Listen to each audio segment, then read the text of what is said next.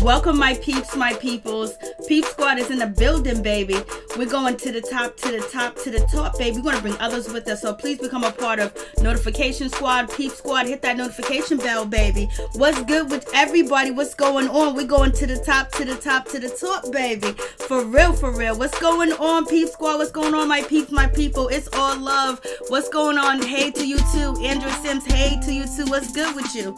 What's good with everybody? What's going on? So you already know what's going on. There's a whole bunch of ish going on, for real, for real. Especially we have Dave Chappelle. You know, he flies out there. He takes a private jet to go see Kanye West to see if he can save that man, save his soul, save his life, and probably find out if he really does have a mental condition or is he under a spell. What's going on with that situation? And then the rumors are flying that NeNe Leakes' offer from Bravo was a demoted position, that basically they was in contract negotiation, and we know that she was in contract negotiation and everything else like that. But then, you know, the situation turned to where, you know, she's going to have a public announcement, a public situation with the people that are with her, with the people that are supporting her, to talk about her mistreatment and the things that she has been going through since she's been on TV since 2008, which is Bravo. So the rumors are circulating that, you know, maybe NeNe Leakes got demoted. We don't know. We'll see what happens with this situation, but she is basically being very adamant that she has not been treated fairly. She has been going through mistreatment. She has been going through abuse in the whole 9 yards and all of that good stuff. And with that situation too as well, you know, we are kind of, you know, what's good? Like, did the contract negotiation work out? Did she sign on a dotted line? Does she have a peach? Because you would think that it would be easy for her to say, yes, I do have a peach, blasing the third. If she wants to keep, you know, people in suspense, you know, she could say, you know, what she's saying now, which is like suspense and everything else like that. So it's like, you know, Porsha came out, Porsha's quarantining until she gets, you know, her 14 days, and she'll be filming. You got Candy talking about her peach. You got Kenya Moore, you know, peach. We know that because Candy Burris verified that. We find out that Cynthia Bailey got her peach, or whatever the case may be. And we don't hear about that HBIC, which NeNe Leakes has stated over and over that she started this. She was the only one in the room when it first began. And so it would be like, okay, come on, you know, what's good?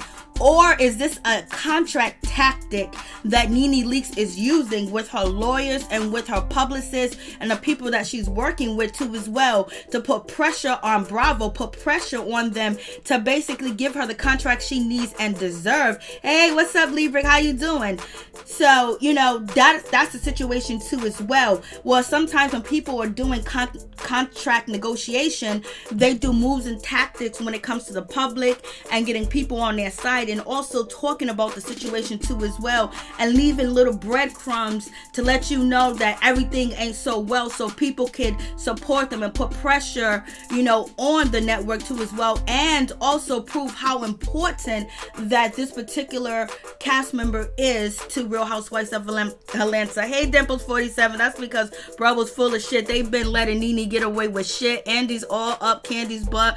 She's the head now. They're doing the same thing to Mariah. Yep, but we hear that about Mariah too as well. And then on top of that, we got the situation that's going down, you know, with Nick Cannon. Nick Cannon done took all the black political people off of his, you know, YouTube channel, his podcast, and now he's interviewing with rabbis. You know, you either fall in line or you get out of line. Basically, that's the situation. And we already seen what went down, you know, with Tamar Braxton. You know what I'm saying? With her situation, she is lost with this whole situation with WeTV and everything that's happened with her too as well. Either you're down with it or you ain't down with it. If you're not down with it, basically, you know, you could be looked at at, you know, looked at as a crazy person, number one. And then number two is you have to just basically fall in line and get into it, because if you don't, you can't get out of it, because that's what Tamar is making it seem like too as well, that she can't get out of this situation. She can't get out of this, and where she felt like she had to go see her maker to get out of the situation. So now that's a whole crazy situation too as well. And then, you know, with that going on, you got the rumors that NeNe Leakes only was offered less than a friend of the show, allegedly. And that is coming from Love B. Scott. But like I said, there could be contract, you know, tactics too as well, to basically put pressure on a network to either sign on a dotted line or not. Because usually when you're not happy with the contract, you're not happy with what's going on in the contract negotiation, you put a little bit out here, you put that out here, you put this out here, you put that out here, let people know what's going on, let your team, let your followers, let the people that support you, let the people that admire you basically get on a bandwagon and talk about it, so it can show how important you are, your wealth is, and who's behind you. And people may very well go up against, you know, the network too as well. And then NeNe Leakes did also say that this Black Lives Matter movement is so important to her, because she feels like now she has a voice. She feels like now she can stand up. She feels like now she can talk. So we're gonna see. And this is what NeNe Leakes does say. Let's check this out.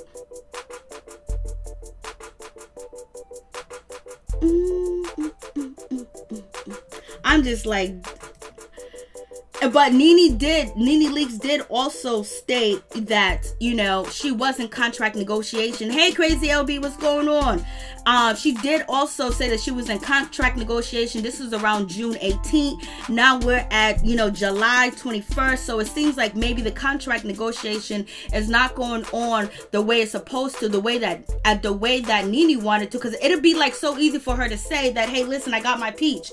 You know what I mean? But basically, you know, Bravo did state they did not fire NeNe. And then also NeNe said that she's in contract negotiation too as well. And she said, I promise you, you'll be the first one to know if I get fired or whatever the conversation is with that situation. So we're gonna see. Oh, thank you so much, Crazy LB. Appreciate that. And the bushes, baby. Bush.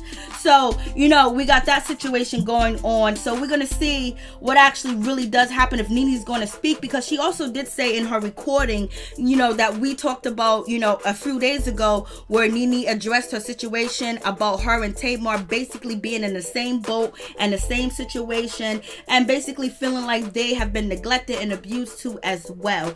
And NeNe wouldn't answer the question whether she was returning back to Real Housewives of Atlanta. She just spoke about the abuse that she felt like she's been going through since 2008, and she has a team now that's going to speak up with her. And you guys also know when Kenya Moore was actually interviewing with, you know, Candy Burris, she said NeNe's trying to sue the network, trying to sue Bravo. Hey, Miss Sugar Mama, what's going on? So let's check this out.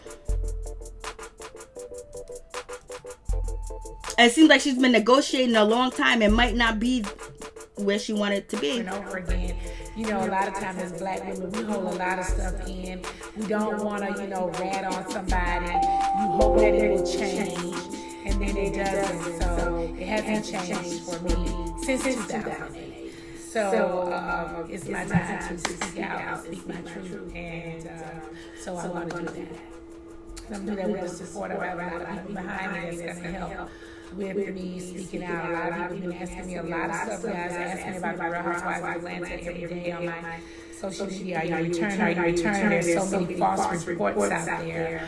I have remained quiet on it. I haven't said anything about it as of yet, but it's coming. It's coming. I'm going to be speaking soon. I'll be speaking soon, so, and I have the right people with me to speak, so I will be speaking soon, so wait for it. Okay? We love you, NeNe. We will always support you. Thank you for supporting me. While I'm talking about topics, while we're talking about supporting, and I'm going to put another video up on Tuesday. I'm going to put a video on Tuesday. So that show off. Stay all day and night. I will have a video up, and all you have to do is swipe up and look at it. Businesses who matter, Black organizations, businesses who matter, Black organizations matter, and some of the people.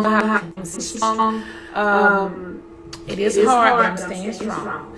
Okay, when I fall weak, I usually fall on the ball of a flock. Okay, I can't fall on nobody else. Everybody gone. Everybody else is crying, so I can't get no help. Not usually. Love you, NeNe. Love you back. I just talked about the Housewives. Ask me, am I coming back? I can't answer it directly like that, but I will be speaking on it soon. Cindy Love from the UK. How y'all doing? It's just like, what is the problem? Why can't she answer whether she's going to be returning or not? Because crazy LB. So basically we're at that point, and she's been saying that she has been, mistreated. She hasn't been treated fair. Things have been going on and everything else, and she's ready to speak up. And basically she's saying her and Tamar are in the same position, and now she's going to address the situation. She feels powerful, and she didn't want to say anything to stop that bag too as well, because she's in contract negotiations, but it seems like the contract negotiations might not be going the way that she wants to. So now she's publicly addressing the situation, and like I said earlier, it's like tactics people do use to basically put pressure on the person that they want to change their mind, or basically give them what they want. So it seems like NeNe Leakes is putting pressure on Bravo, but she says you might hear me speak and you might not hear me speak about it. So we'll see if she gets what she wants in her contract, then we probably won't hear anything else about it. But she's ready to speak up. She's ready to tell people exactly what she was going through. And we did go through this whole video a few videos ago. We dissect the whole video because the video is about, it's kind of long or whatever. So with that situation, NeNe comes out and saying that, and it's almost like she's very relaxed. It's like, it almost seems like she feels like she's nervous, like she's afraid, like she's scared, because she has to open up and say whether if she's coming back or if she's not. Because what will really hurt if she's not coming back, and then people that have been against her and did not want her on Real Housewives of Atlanta, and then the cast members that she don't get along with, that's basically victorious for them, and that got to be a hard pill to swallow too as well, especially if this is the case. And they're also saying that NeNe Leakes is being replaced, or the new cast members allegedly, and this is from Love B. Scott. So it seems like NeNe has something serious to say.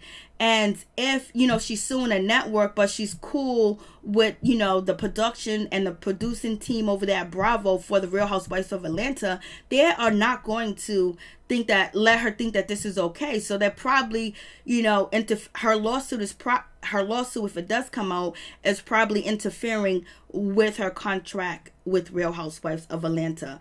And they're probably not playing fair. And since when are they going to play fair with a black woman? Since when? So, but allegedly, the people that's supposed to be coming there to replace or to be the new cast members of Real Housewives of Atlanta, we have Latoya Ali. She's supposed to be replacing or adding on to the cast, because Eva Marcel is gone, and I don't know what they're gonna do with Tanya Sams. I think Tanya Sams is she really doesn't matter when it comes to the show at this time and point now. But I would say there was some deleted scenes I seen of Tanya Sams really going at Kenya Moore that wasn't on the Real Housewives of Atlanta reunion part 3. So they should have showed that part of her, because she was actually doing what she's supposed to do, is be rowdy bowdy. So we have that situation. Then also the other girl is supposed to be Drew Sidora, that's supposed to be coming to Real Housewives of Atlanta. This is all allegedly, and this is from the Love B. Scott situation. We know Love B. Scott and NeNe Leakes don't get along. We know he don't like her, point blank period. And so you take it all with a grain of salt. Basically, that's the situation. So, hey, Miss T, what's going on? Hey, Sam I Am, what's going on? What's good with you? And hey, SC Thomas, what's going on?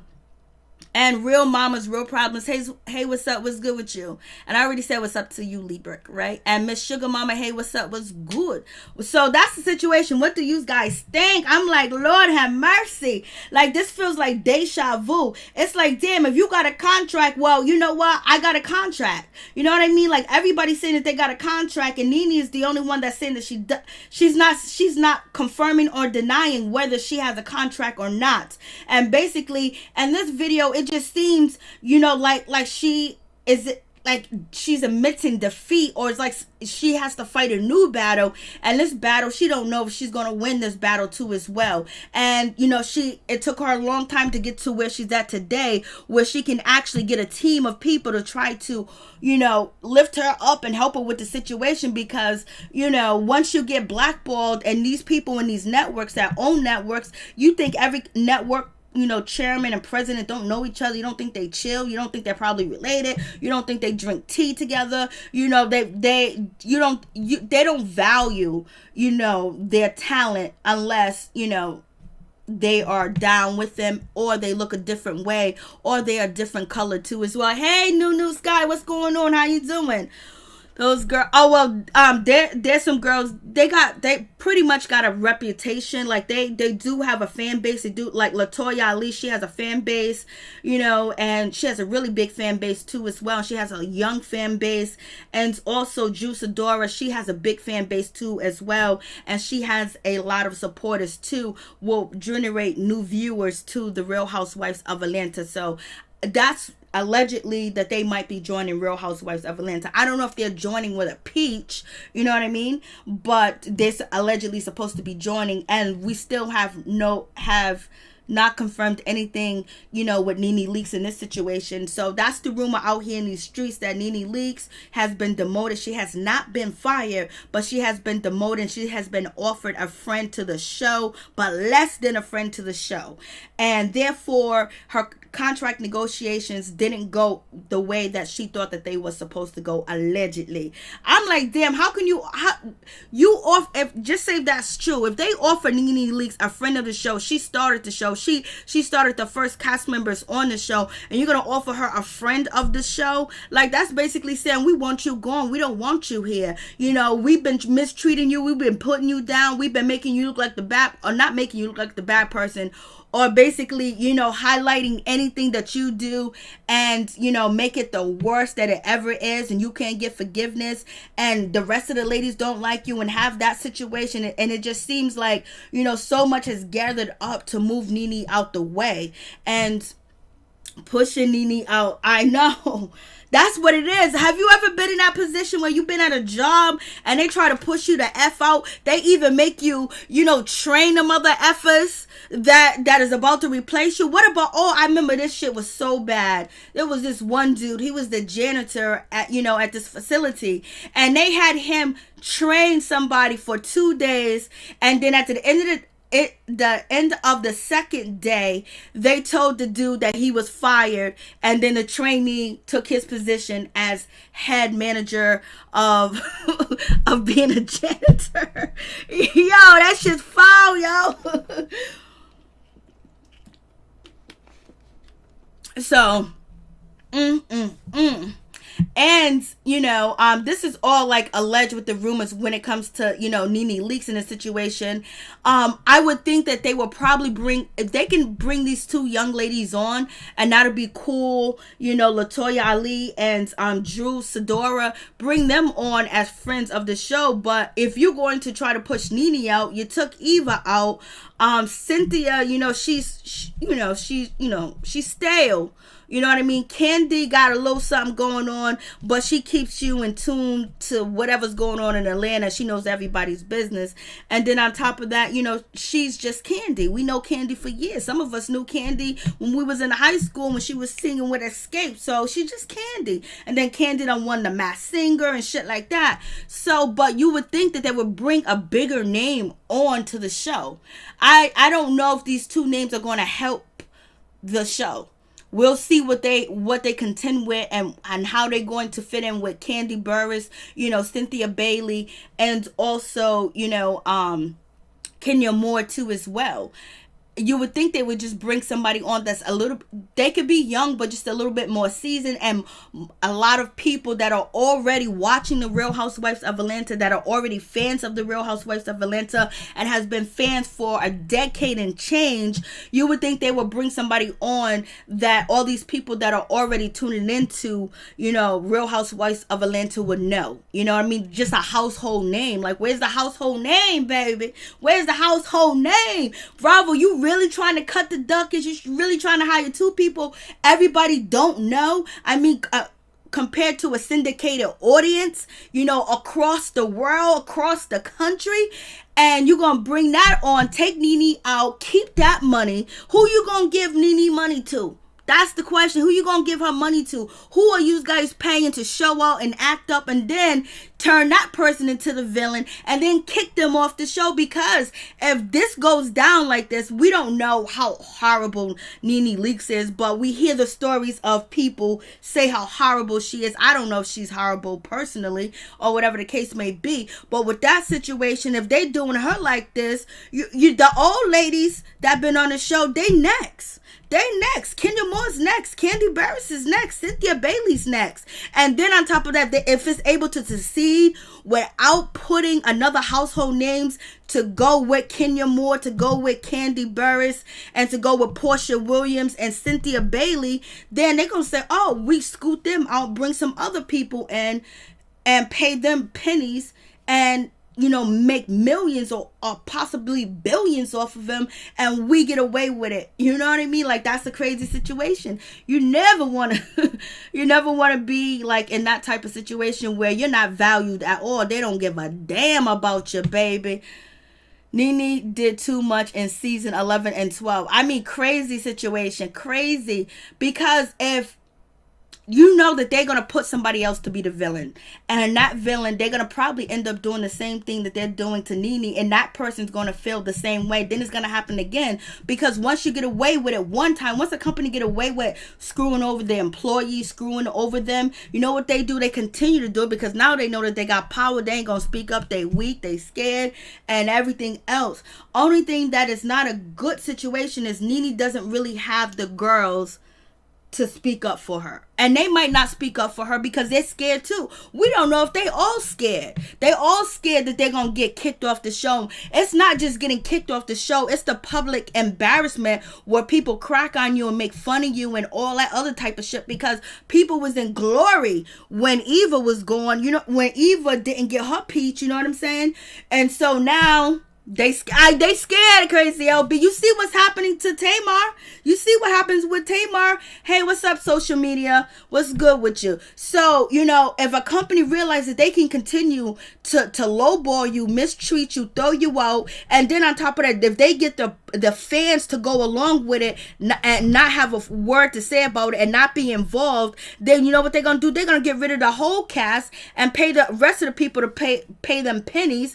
And then the audience is going to be used to seeing all these different new faces, and that's how they did it on Love and Hip Hop. Love and Hip Hop, they had all these different new faces every time you turn around because they didn't want to pay the people that are actually putting in the work and actually got the audience tuned in to watch and shit like that. But then they put this person there, put that person there. Then slowly they phased out that main person that was bringing them all that ratings, and then the audience get used to seeing different faces and they still watching the dip. Before you know it, the whole cast is replaced. The whole cast. So, everybody can, glow and be happy that, oh, she's out the door. But what about when they do that to your fave? What about when they do that to Kenya Moore or Kandi Burruss or Cynthia Bailey or Porsha Williams? You know what I mean? It's going to keep going. They ain't going to stop, because once they know they got power and they put fear in you and you scared and they make you look like you crazy, guess what? They know anybody going to say that they're going to be a mouse. They're going to be like, we ain't giving you shit.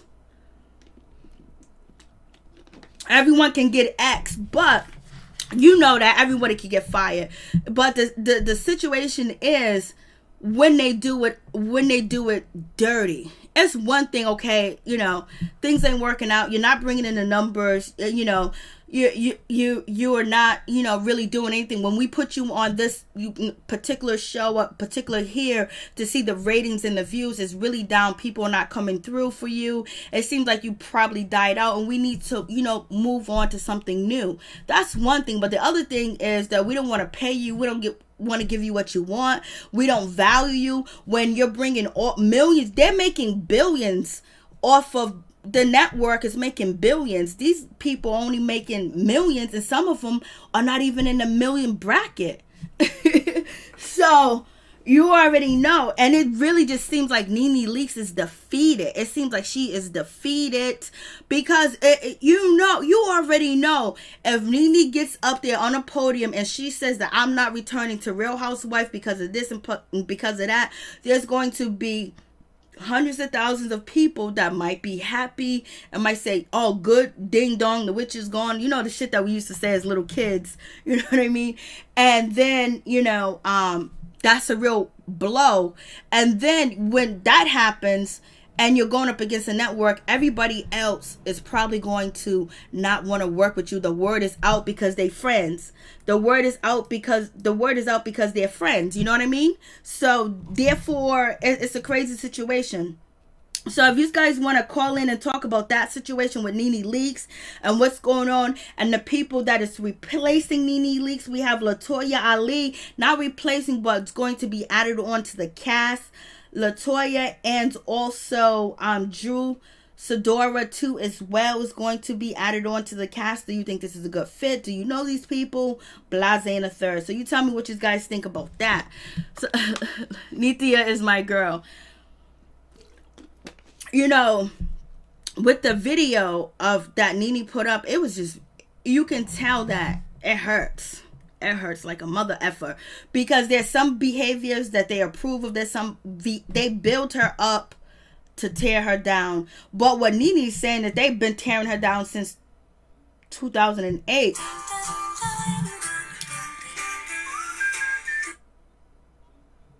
LB. To accept, press 1. Hey, what's up? What's going on? Please tell me your name and where you're calling from. Crazy LB. Hey, what's up, girl? How you doing?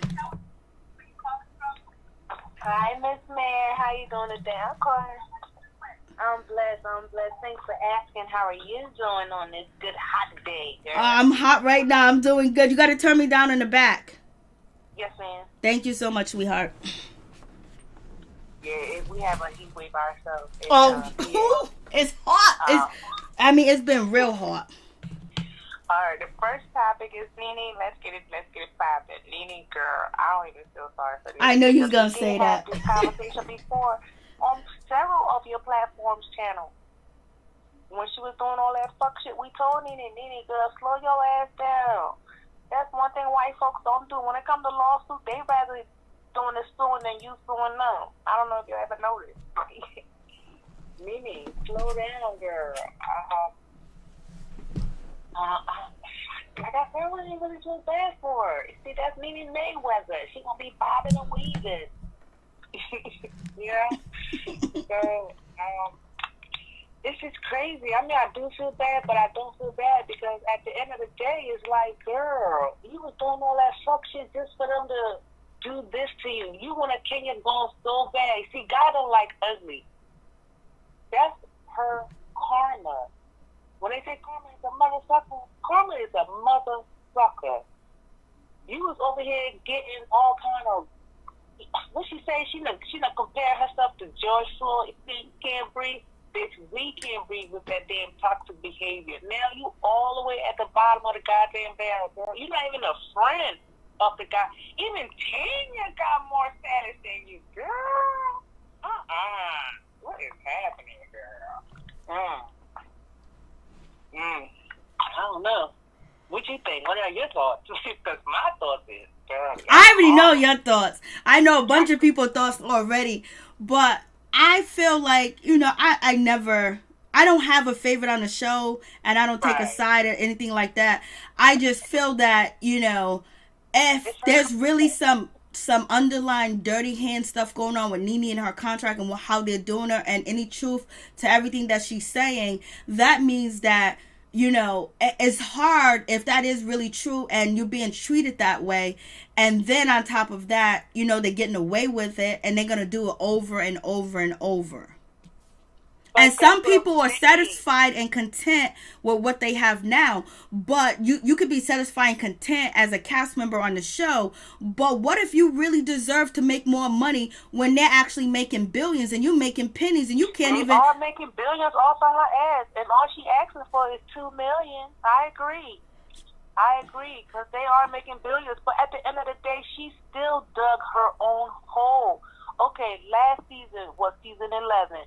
Before the show even started, Miss MJ, she didn't even sign the contract until they was like maybe 1 or 2 shows in.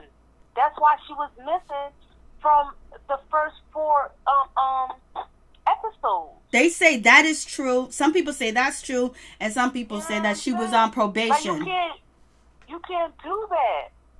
And then you turn around, you get the white lady, you want to sue them because now you're in your feelings, and it shows. It shows that she's in her feelings. When they talk about scorn, that's her. So she's going all around town doing this, like, F stuff. You know what I'm saying? That's why I want to feel bad for her, but like at the end of the day, I can't feel bad for you when you set yourself up. You literally set yourself up with these white people. We all know how they act. They some culture vulture people. They will, like you just stated. You just said it. They will lift you all the way up high to the sky, and then remove the goddamn sheet from under your legs, and here you go falling. Because right now that's what she's doing. She's falling. She is literally falling for her life. Because like I said, Tanya, at this point, if this allegedly is true, them 2 girls are going to be added to the show, she's less than Tanya. She's not even... But I'm saying that's exactly what they're saying. That's exactly what I'm saying is just like, you know, if you she started, you know, Real Housewives of Atlanta. She put the first cast on, and then to tell you if this is actually true, because just like Grown Folks Relationships said, that they always, every year there's a story whether NeNe Leakes is coming, whether NeNe's coming back. But this video that you see playing, she really seemed defeated. But the thing is, like, that's really like, that means they want you gone, really. They just don't want to fire you because it'll be blowback, or maybe you could sue. So basically we could just gonna offer you to be less than a friend of the show. Now that's really saying get the hell on. Got more props than her right now. Tanya's status is more than hers right now. And that's it, y'all. Oh Lord. But you know what? At the end of the day, look at what they did to... Somebody made a comment in the chat. They did that to their own kind. They did the same thing to Vicky and them. Exactly. And NeNe is me either. I used to when it first came out, and now you have NeNe basically trying to fight against that. You know, they left, the 2 ladies, Vicky and the other one left. You know what I mean? But they had a little something to say. But NeNe doesn't want to actually just give up and defeat. You know what I mean? So now she's going to sue. And this is really happy days. Well, Vicky deserved that. Oh, but now... I don't watch Vicky and so I can't really say... Vicky, you know what? I did used to watch it until Vicky started drinking again and started doing some fuck shit. I don't know. So now, with the situation with NeNe, basically she's trying to stand up and she's trying to fight against it. And then you have Mariah, you know, talking about what's going on with her at Bravo. They're taking her show away from her. And then, you know, and they're firing her at the same damn time. And they're taking her concept. And now, you know, it's just like... And then you see Tamar basically saying what WeTV is doing to her, and what she did, she almost went to go see her maker. So basically, there is some. Are we doing Tamar now? We opening? Oh, we did. I've been talking about Tamar for too long. I know. I haven't been getting my notifications. Poor And thing. then when I do get them, you already gone. I'm like, oh no. I'm glad you always get through. Thank God. Everybody else cannot get through. God wants you to come through the phone lines. I swear to God. Cause you the only person that I love, man. I be watching. I love you too. Peeking, but you, girl, I be like, I got to get in with Miss Mary, honey. I don't know about nobody else, but what time does she come on? Where's my notification? She ain't coming on tonight, Lord Jesus. Do I need to go to bed early? Cause girl, you are my wake up call and my night cat. Oh, thank you so much. I be lit with you, girl. I do.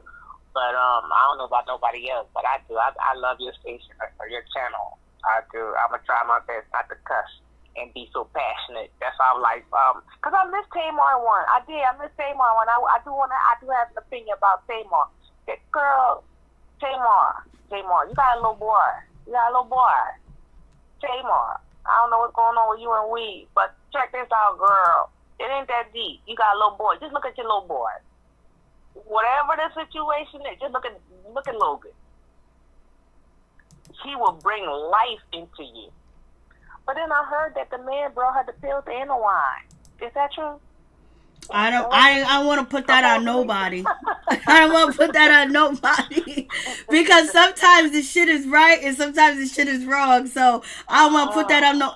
I don't think he doesn't seem like the type. He doesn't seem like he's deep into holistic as far as, not taking medication, being strong, and God can do. Why are you in the hotel room? Well, allegedly they're living in the hotel room and they was filming. Shut your mouth. Yeah, that's allegedly. That's what I'm saying. I miss Tamar Jane. Girl. Not allegedly, supposedly on purpose. Oh, Jesus, hit the gavel. Allegedly, she's living there or whatever, and there's a lot going on.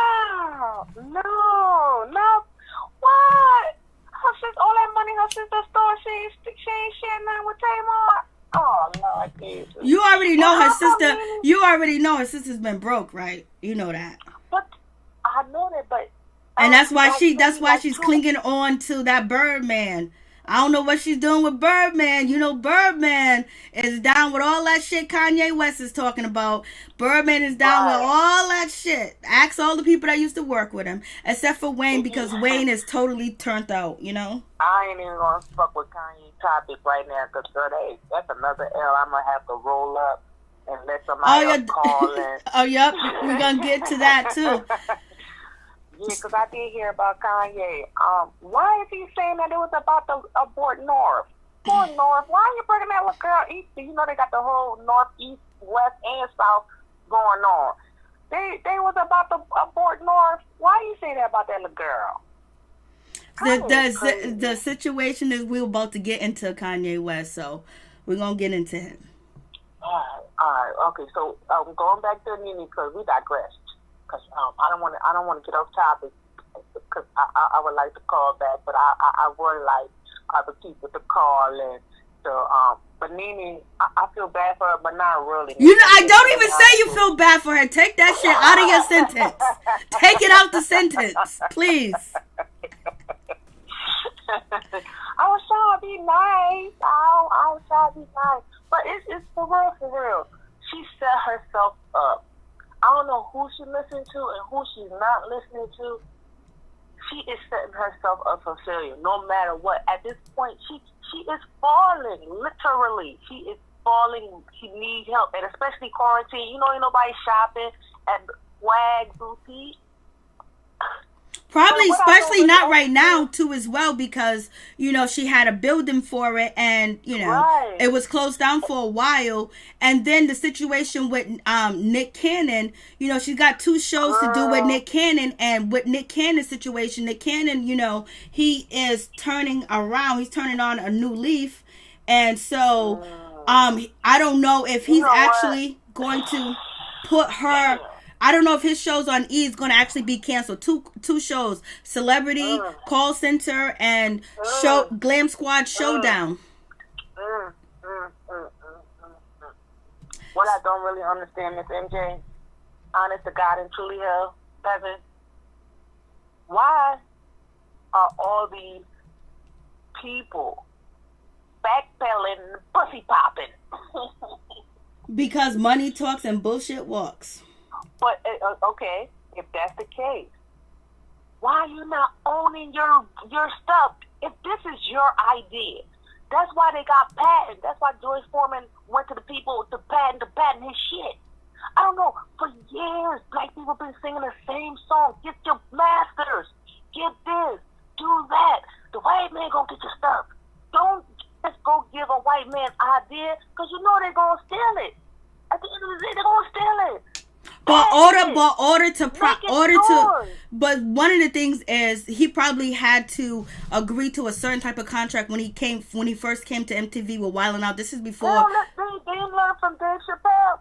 I'm talking about this is way before that, because this was Wild 'N Out started in 2005. So when he went them, he was coming off of Nickelodeon, and they probably said, we don't know if this show is gonna grow, this and that, but we're gonna do this and that for you. And so basically they were both working together, and he probably thought that they were never going to steal his idea, because he's been working with the network. He's been working with networks for years, and they had to help push him, so they are part of Wild 'N Out too as well. You just can't say it's only his, because they put him on the show, and then on top of that they promoted it and helped him do this, and probably got the cast, the clothing and everything else for Wild 'N Out, and promoted it, and then boom, he got comfortable and forgot all about. He did get comfortable, but that's what I'm saying. You go back to the table. I'm quite sure, like you just stated, Ms. MJ, that show been off since 2005, right?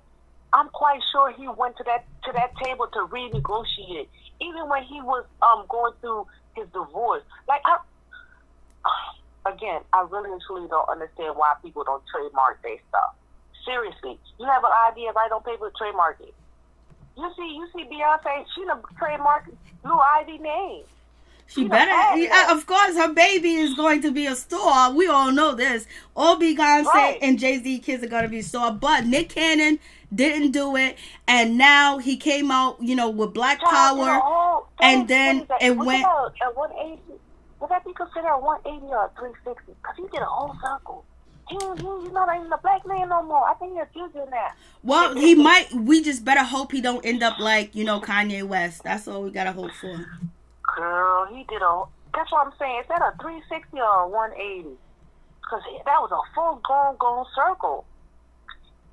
That's what I'm saying. Ain't no leaders. Then also their souls to the damn white man. Like, there are. The problem is they're not connected to the real people, as far as it needs to be connected to. They're connected to people that are substandard, that are with the system, and it is what it is. Hey, you do what you do, baby. Damn. I mean, now he took the wrap off his head. He messed around and cut all his hair off. That's what they do next. They shave all his hair off, and next thing you know, he's in colors now. He's tight. He's not, black, yellow, and green anymore.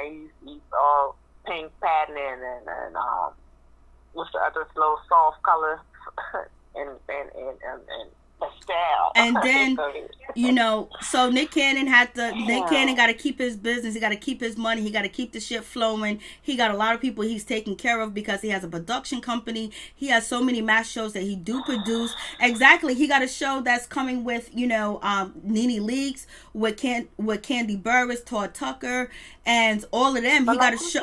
Some of them might pull it. Because right now, the only person that he is hired with is Fox. That's the thing. And so that's something else NeNe Leakes got to worry about, because I don't know if E is going to pull that, though. Right. I guess that's why he's doing the apology tour now. He's going to push his whole platform up. He took all the black people off of his platform. He took Tariq Nasheed. He took that's why I'm like, that's why I'm like, is that a 360 or a 180? Because he done did a whole circle. Oh, yeah, he's trying to keep that money. He's not black no more. He ain't black no more. He's a juju. So now he's meeting with, the rabbis and stuff like that. But you already know. It is what it is. You know what it is. Money ruins everything. Cash cash, it's the money, dollar bill, y'all. So it's about money. The situation with NeNe Leakes is about money. The situation with, Tamar is about money.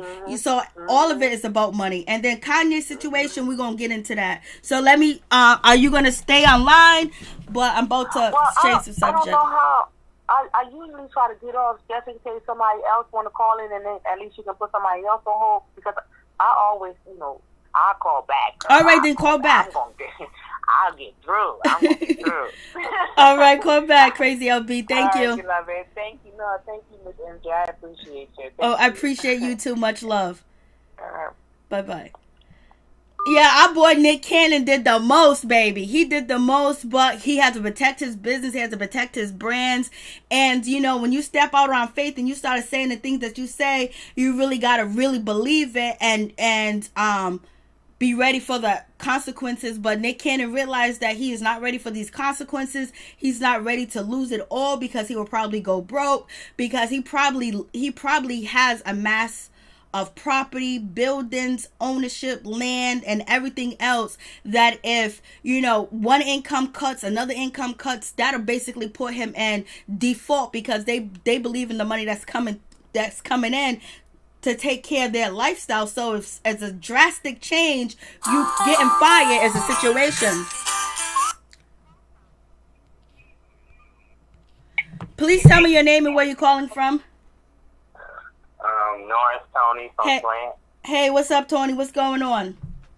Hey, I just caught your video. Yeah, NeNe must be the friend to the show now.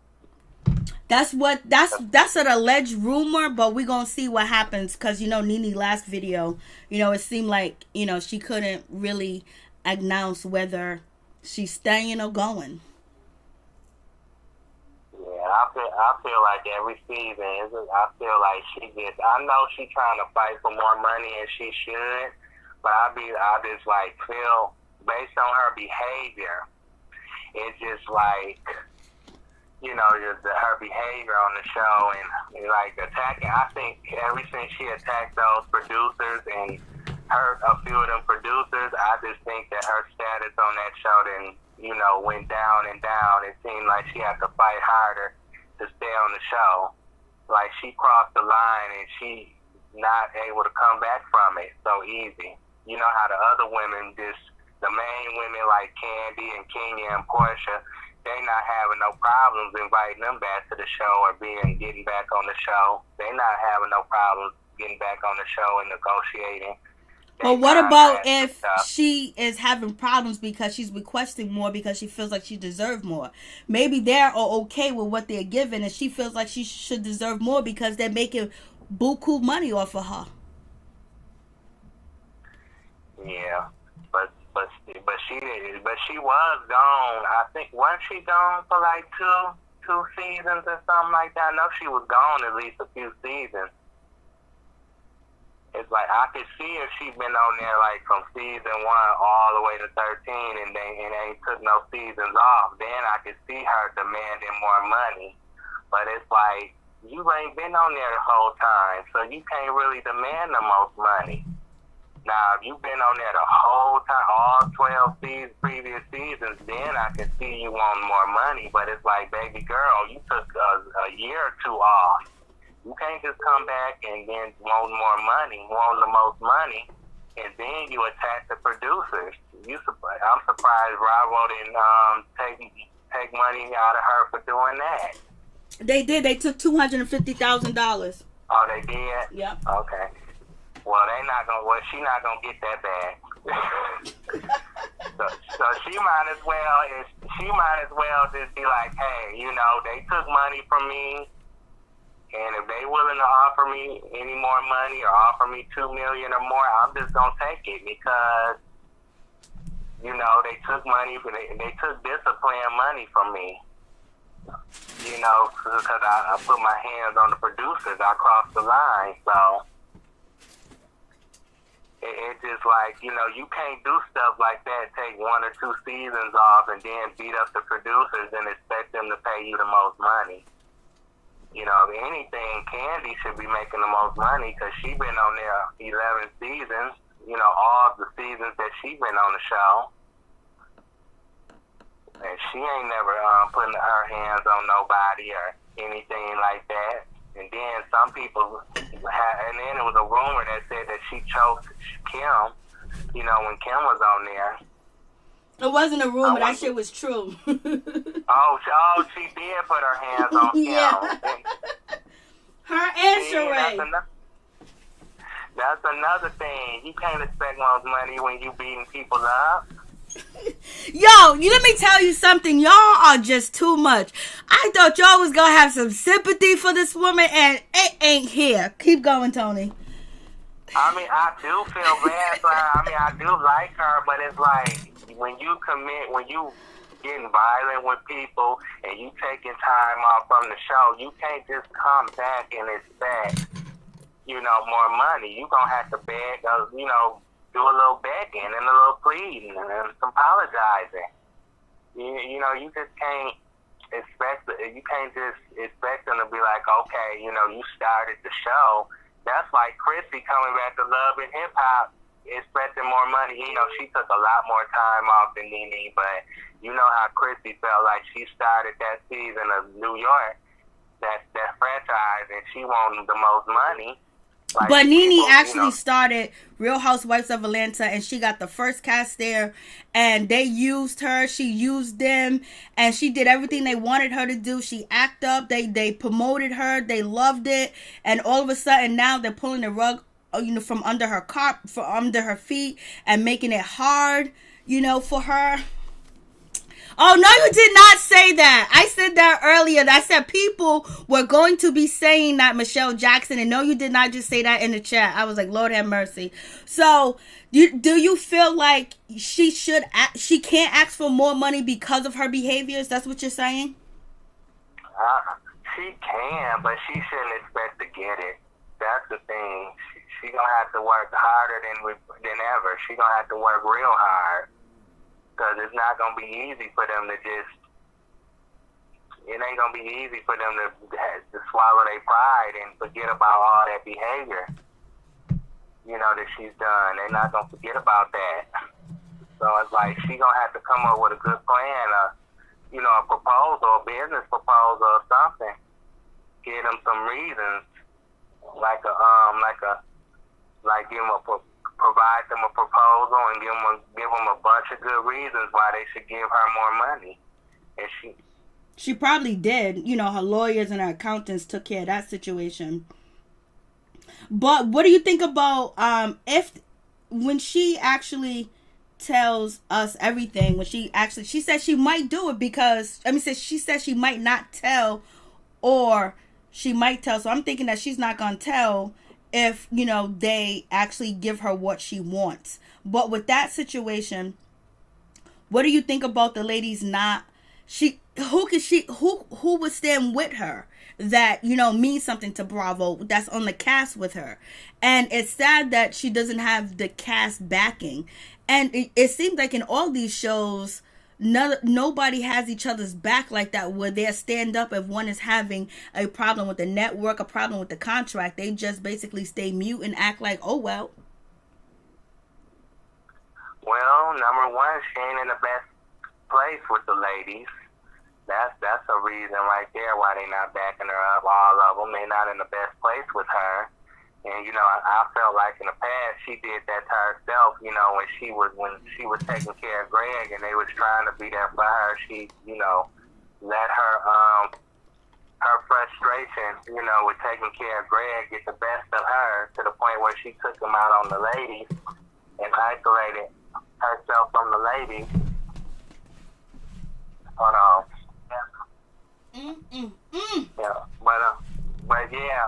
Yeah, she, how she treated the ladies and stuff like that. At that reunion, she set herself up for that drama.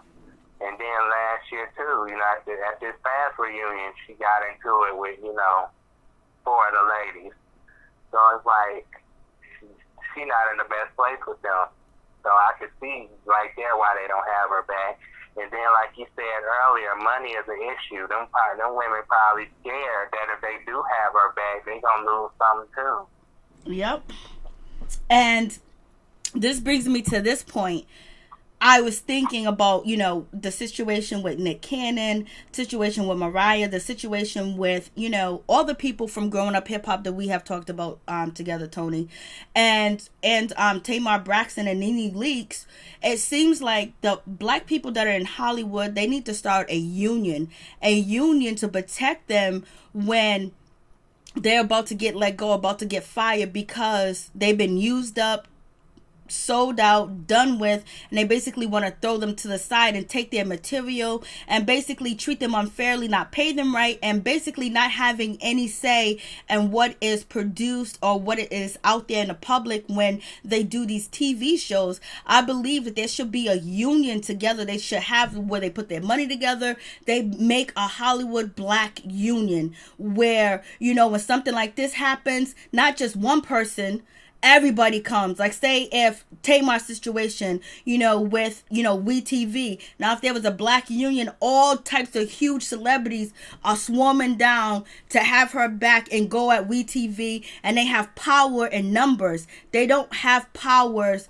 They don't have power together. I think they need a black union, just like I was saying about with sports, when all the racist stuff came out with sports. The sports need to have their own black union, especially when they get hurt, especially when they get CTE. It's like they need to come together like other cultures. They have a union, they have a community. There should be something that these Hollywood stars have together, where if one is being mistreated and brought down to the ground, a whole bunch will come in, because then the networks would know, okay, we can't just toss this person out, put all these negative stories out about them, say this about them, that about them, get people to talk about them negative and put up posts, and then just strip them of everything and then throw them to the side. Now, if they had if the network and production and, you know, Hollywood and the music business and all together had consequences where they treat, you know, our people wrong, then they wouldn't do it. But they have no consequences, and they don't have any power by their self, but they have powers in number. Especially if you have somebody like, you know, Dave Chappelle come through with you and you're on a reality TV show that basically can use his power and all he has to, and other people too as well. Like, even, you know, Oprah don't need Dave Chappelle don't need a union, but they should have a union. Yeah, they should, but can they band all together, though? That's the question. Will they do it? Because it's like, out of all the races, we the race that seem like that we get dumped on. Yeah, we backchattel. We don't try to help each other at all. And because there's no support and no security. If you stand out next to this person, and then everybody else run away, and people are scared because basically they're trying to pay their bills too as well, or they like the life that they're living and they're afraid too as well because they can be blackballed. But now if you have a union to stop that, because you know they have unions all over the world and everybody in the union don't get along, but at the end of the day you got a union that's going to protect you, just going to fight for you when you go up against these high power networks and music business and sports company that, you know, when you have a strike, everybody strikes. You know what I mean?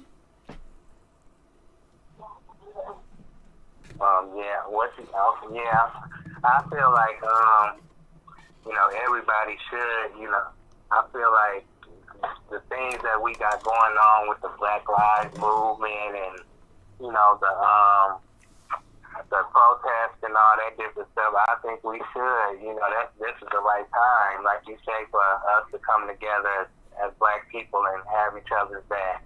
Have a union, but it's something, a union will protect everybody that is coming up, that's young, that is naive too as well. So, but back to NeNe. So you think that so you're saying that the behavior that she has shown in the past, you know, asking for a raise is not a good idea? Well, she can ask for one, but she shouldn't expect to get it. You know, like I said, she needs to, you know, she needs to work on seeing what she can do to make things better, make things right as far as her behavior goes. You know, because if she wouldn't have never put her hands on production, I don't think she would be going through this much problem. I think it would be probably easier for her to get the money, get what she wants. But when you put your hands on producers and stuff, you know, they probably they shouldn't have been in her closet, but still, that's what she signed up for. But still, it's like when you putting your hands on the production team, that's a problem. And they probably, you know, it's like they like your employer, like part of your employer, part of being your boss.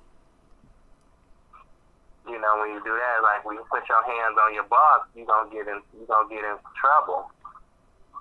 If you're not fired, then you're gonna lose some money, or they gonna get, like you say, they gonna demote you. They gonna put you in a position to where you wanna quit.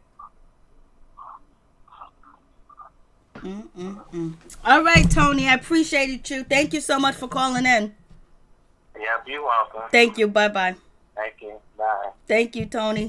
So there you have it. You know, some people are here for NeNe Leakes and some people are not here for NeNe Leakes at all. Point blank, period. If you tried to call, I wasn't able to click over in time, but you can call in again and I will greatly answer your call. So it is what it is. So I was just thinking that they should have a union to, you know, protect themselves and protect them. You know, I'm talking about in all facet of, you know, entertainment, actors and actresses for black people, especially, you know, we hear about, you know, a lot of our black people not getting jobs, not getting hired and things like that. But if you have a union, you know, someone can help you get to where you need to get to. You're supporting each other. So once you get dogged out or played out, you know, you have a support team where they feel like when people know that they just can't shit on you, when they know that they just can't just dog you out and throw you away, make you look bad, make fun of you, they will stop. They won't do it. They'll listen. They'll hear what you got to say. And they'll be in agreement because you know what? You are protected and power in numbers. For real. So it is what it is. And it's with like all reality TV shows, because we even had, you know, people from Growing Up Hip Hop, you know, complain. You had Sam from Growing Up Hip Hop LA, you know, which is Egypt's boyfriend, aka Egypt is, you know, Tretch's daughter from Naughty by Nature and Pepper from Salt and Pepper daughter. So he was even contemplating doing the same thing that, you know, Tamar Braxton has done, you know, basically because it's bad over there at WeTV. We even have, you know, Dame Dash basically talk about that he's actually suing, you know, Growing Up Hip Hop, because he's suing them for alienation of affection from his children. And he's not the best person in the world, you know, but you can understand that there's something going on, that something ain't right with these people and their contracts and what actually is happening. And are they being treated fairly? Are they being blackballed? Are they being lowballed too as well? When you see the numbers of what the network is making off of you, and you ain't even seeing much, because Tamar Braxton didn't really see much money, point blank, period. So that was a situation. And so like when you have incidents like what went down with Tamar and the situation, how, you know, we heard the 911 call, and basically it was because of WeTV. She actually took the steps to go see her maker. And there's a lot of other people that feel the same way, that can't get out of their contracts, can't get out of their deal. They have no control. But if you have all these reality TV stars and you have actresses and actors all together with a union, they just can't throw you aside and create a narrative about you and then toss you to the side if you have a union. And like if they mess with you, say one of them messed with Brianna Latrice, now they got 900, 1,000 other famous people, celebrities they got connection to as well, that they just can't go at. But you have to build power. And the thing is, black people don't have power when it comes to the music business, other than making music. You know, they need the power to control what's going on at the networks, and they don't have that control. They're just on the outside looking in, and then getting a paycheck and keep going. And they'll do whatever because they feel like, I can toss you to the side. I can get another you. I can get another you, another you, and another you. After they done made like maybe 10 billion off of you for like, you know, 6 or 7 years, and you was only copping less than $1 million. So, they just way too disturbing to talk about. I know. So it's like, you know, so if they have a union, that'll, you know, they have to work towards change. And it can't just be because if you don't have sympathy for NeNe, one thing, but do you have sympathy for Tamar? Do you have sympathy for, you know, other actors and actresses on reality TV shows that have come out and confessed how bad it's been and how they've been used and they wasn't being paid right. So at one point in time, remember, people from Love and Hip Hop was only getting like $2,500. Like, and the shit that they got to go through and how they promote it. And then on top of that, you got the networks making money on the networks, making money on their blogs, then making money on YouTube, making money on all the different accounts with your face and your information and your videos of the people that work for their network. And they don't even get none of that percentage. They get none of that percentage at all. You know what I mean? So it's just like, you know, other actors and actresses that don't look like us, some of them get paid very well. And, you know, they talk about that all the time. A lot of actors and actors talk about that. So we're going to see what happens. That's going to be a big blow if they really demoted NeNe Leakes to friend of the show, for real, for real. That's going to be like, ooh, Lord have mercy. And then they're going to replace her with, you know, people that the syndicated network probably don't even know. Me or you probably know, but not the world like they know NeNe Leakes. And let's talk about what is her name? Tamara, you know, Housley. So basically, you know, she left the real. She's gone and she hit the road. She was like, you know, I'm done, finito. And there's been stories that maybe she was mistreated. Maybe she got lowballed. Maybe it was because, you know, she wanted to speak up. She couldn't have created difference. She had created differences. All types of things that were going on, you know, with Tamara. So basically, Tamara, she went, you know, she spoke and she just basically said, like, I am going to say this once. I have explained it. I have been on the real for 6-7 years. I am just ready to just try new opportunities and spend more time with my family. That's it. I am doing a Hallmark film. There's new opportunities kind of just popped up out of nowhere. And I am just grateful, mother suckers. And she's also like, it's all positive, nothing bad. Something came through my DMs talking about salary stuff. It had nothing to do with that. Nothing. No more explanation about, no more explaining about that. Everyone's good. Everyone's on good terms. Life is the best that it can be right now. So basically, she's saying she got better opportunities. She got better shit going on, and that's why she's leaving the real. Now, if there was really some underhanded, dirty shit going on, she ain't gonna speak up. You know, she ain't gonna tell us like it is, because she could be ending up in a situation where you see NeNe, and she could be ending up in a situation where you see Tamar. So therefore, she's just like, yo, I'm out. She's basically saying it's all good. She's over there talking. She's lifting up the real to the highest, you know, letting people know like there ain't no problem. And if there really was a problem, we would never know, because, you know, she's not trying to get blackballed. She's not, she can't warn people and tell them how bad it is. You know what I mean? If that's even the case. But we see other celebrities do tell, and then we don't see them no more. I was like, And let's get to your boy.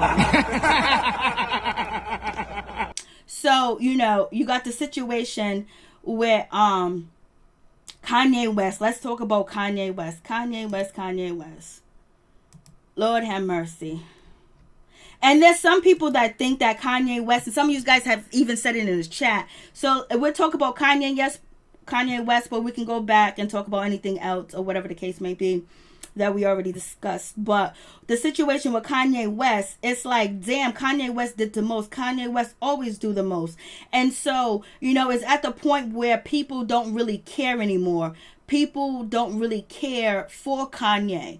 And now you have Kanye coming out and saying different things. Kanye West has came out and said, you know, we talked about the Harriet Tubman comment, which was wrong and disrespectful for him to say. He put something in a short sentence and said it for shock value, allegedly, because now people are saying that they feel like people are using MK Ultra on Kanye West. And basically some people are saying that they feel like Kanye West was sabotaged at his South Carolina campaign, you know, where he was campaigning for president. And some people say, you know, they did this to him, they did that.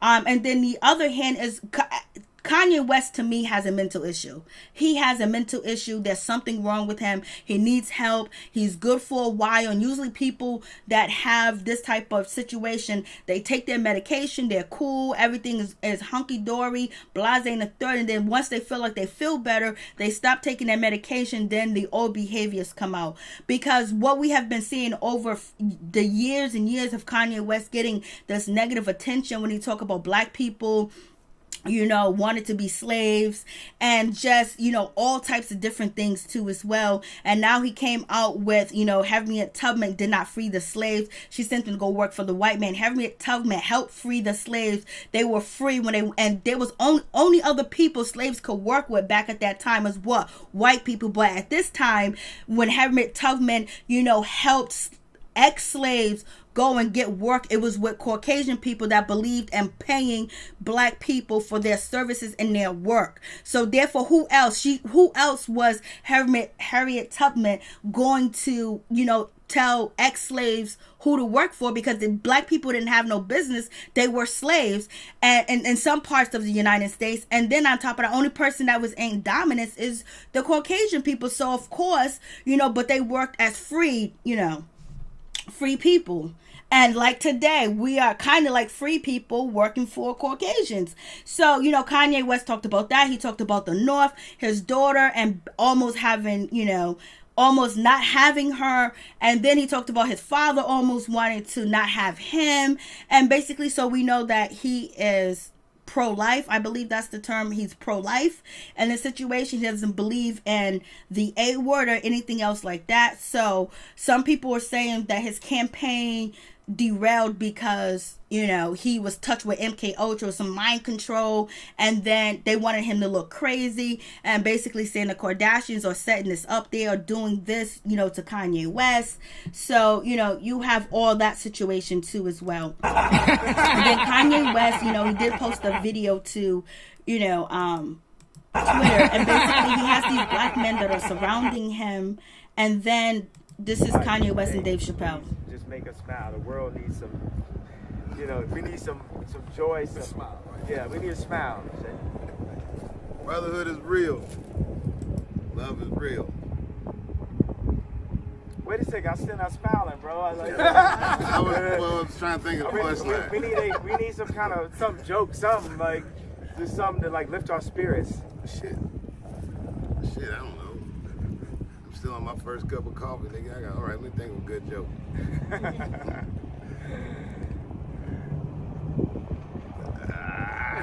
No, we need Dave, we need you. Don't stop recording, Tony. Keep giving up. We need you, brother. We need you. But nah, get this picture. Come over here. Get this picture. We need you. One, just give us one thing to lift our spirits, Dave, please. Uplifting joke. Now, I don't write them. Okay, what we gonna do then? That was good right there. That was it. That was even laugh. Because the people always be like having these pictures and they do a fake smile on Virginia. Oh, right on. All right, let's do the picture. I love you. Thanks for coming out and checking on me, bro. Anytime, bro. Thanks for checking on me. Jerome, I love you. And I'm going to send you Yasin's number right now and Umi's number. All right, praise God. Yes, sir. Much love, bro. So you guys see that situation. So I'm just like, the most conscious person that you can think about, that can actually get through or actually to see where Kanye West is at is actually Dave Chappelle, because Dave Chappelle walked away from the Dave Chappelle show. He walked away from millions and millions of dollars because he said he wasn't going to sell his soul. He wasn't going to be a sellout. He wasn't going to put on a dress. He wasn't going to do this. He wasn't going to do that. And he disappeared. And then all of a sudden he came back and he's the best ever. So, having Dave Chappelle talk to, hey, Thick Girl 40, what's up? Having, Dave Chappelle talk to, Kanye West, it's a good thing. It's a good thing too as well, because Kanye West not Kanye West, but, Dave Chappelle knows about Hollywood. He fought against Hollywood. He rallied against Hollywood. He didn't want to be a part of Hollywood like that, and he didn't want to be used. And if you watch Dave Chappelle's show, he was all about black power and black people, black this, black that. He wasn't a sellout, but he knew it came that knock came knocking.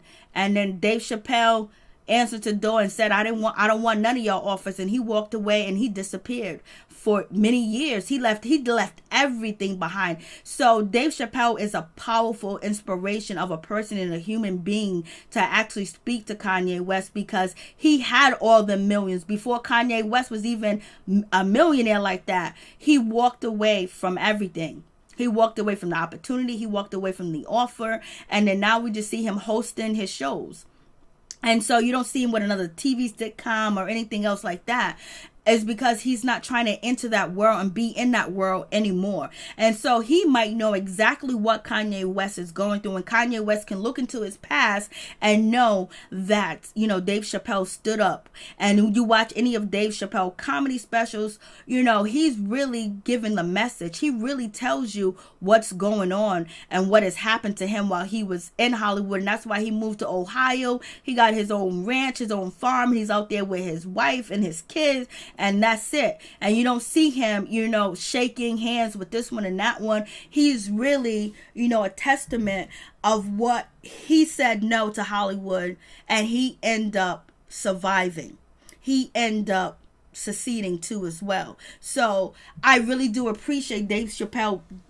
There's nothing that we can do. We can talk about Kanye West all day. We can say Kanye West he has mental issues. We can say Kanye West, is basically under MK Ultra. The Kardashians did this, they did that to him. We can't prove none of that. But what we do see is Kanye West's behavior in the public over the years, and the attention that, he has got that's been very negative. Then he'll disappear and come back, disappear, come back. And the things that he say and how he says it makes us believe that there's something psychologically unstable and wrong with Kanye West, even if he sees that there's nothing wrong with him.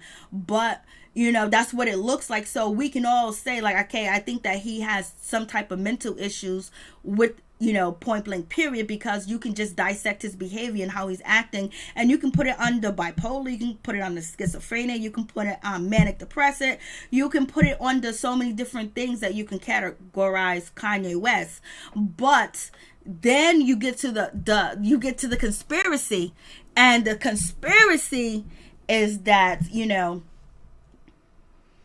he's been used, and he got with Kim, he got with all these people, and he totally changed. His music ain't the same. He don't speak the same. He don't talk the same. He ain't the same. And he got with the Kardashians, and look what happened to all the men that been with the Kardashians. And some of the men spoke out about the Kardashians. If you guys really want to know, you got to go into my archives of what's going on videos where I talked about, Kim Kardashian long time ago, and all the men that she dated, and all the people in the Kardashian, all the Kardashians and the Jenners dated, and what happened to them in their career, Blase and the third, and on down the list. And then also with Kim Kardashian's father, Khloe's father, and Kris Jenner too as well. So, I talked about this many moons ago.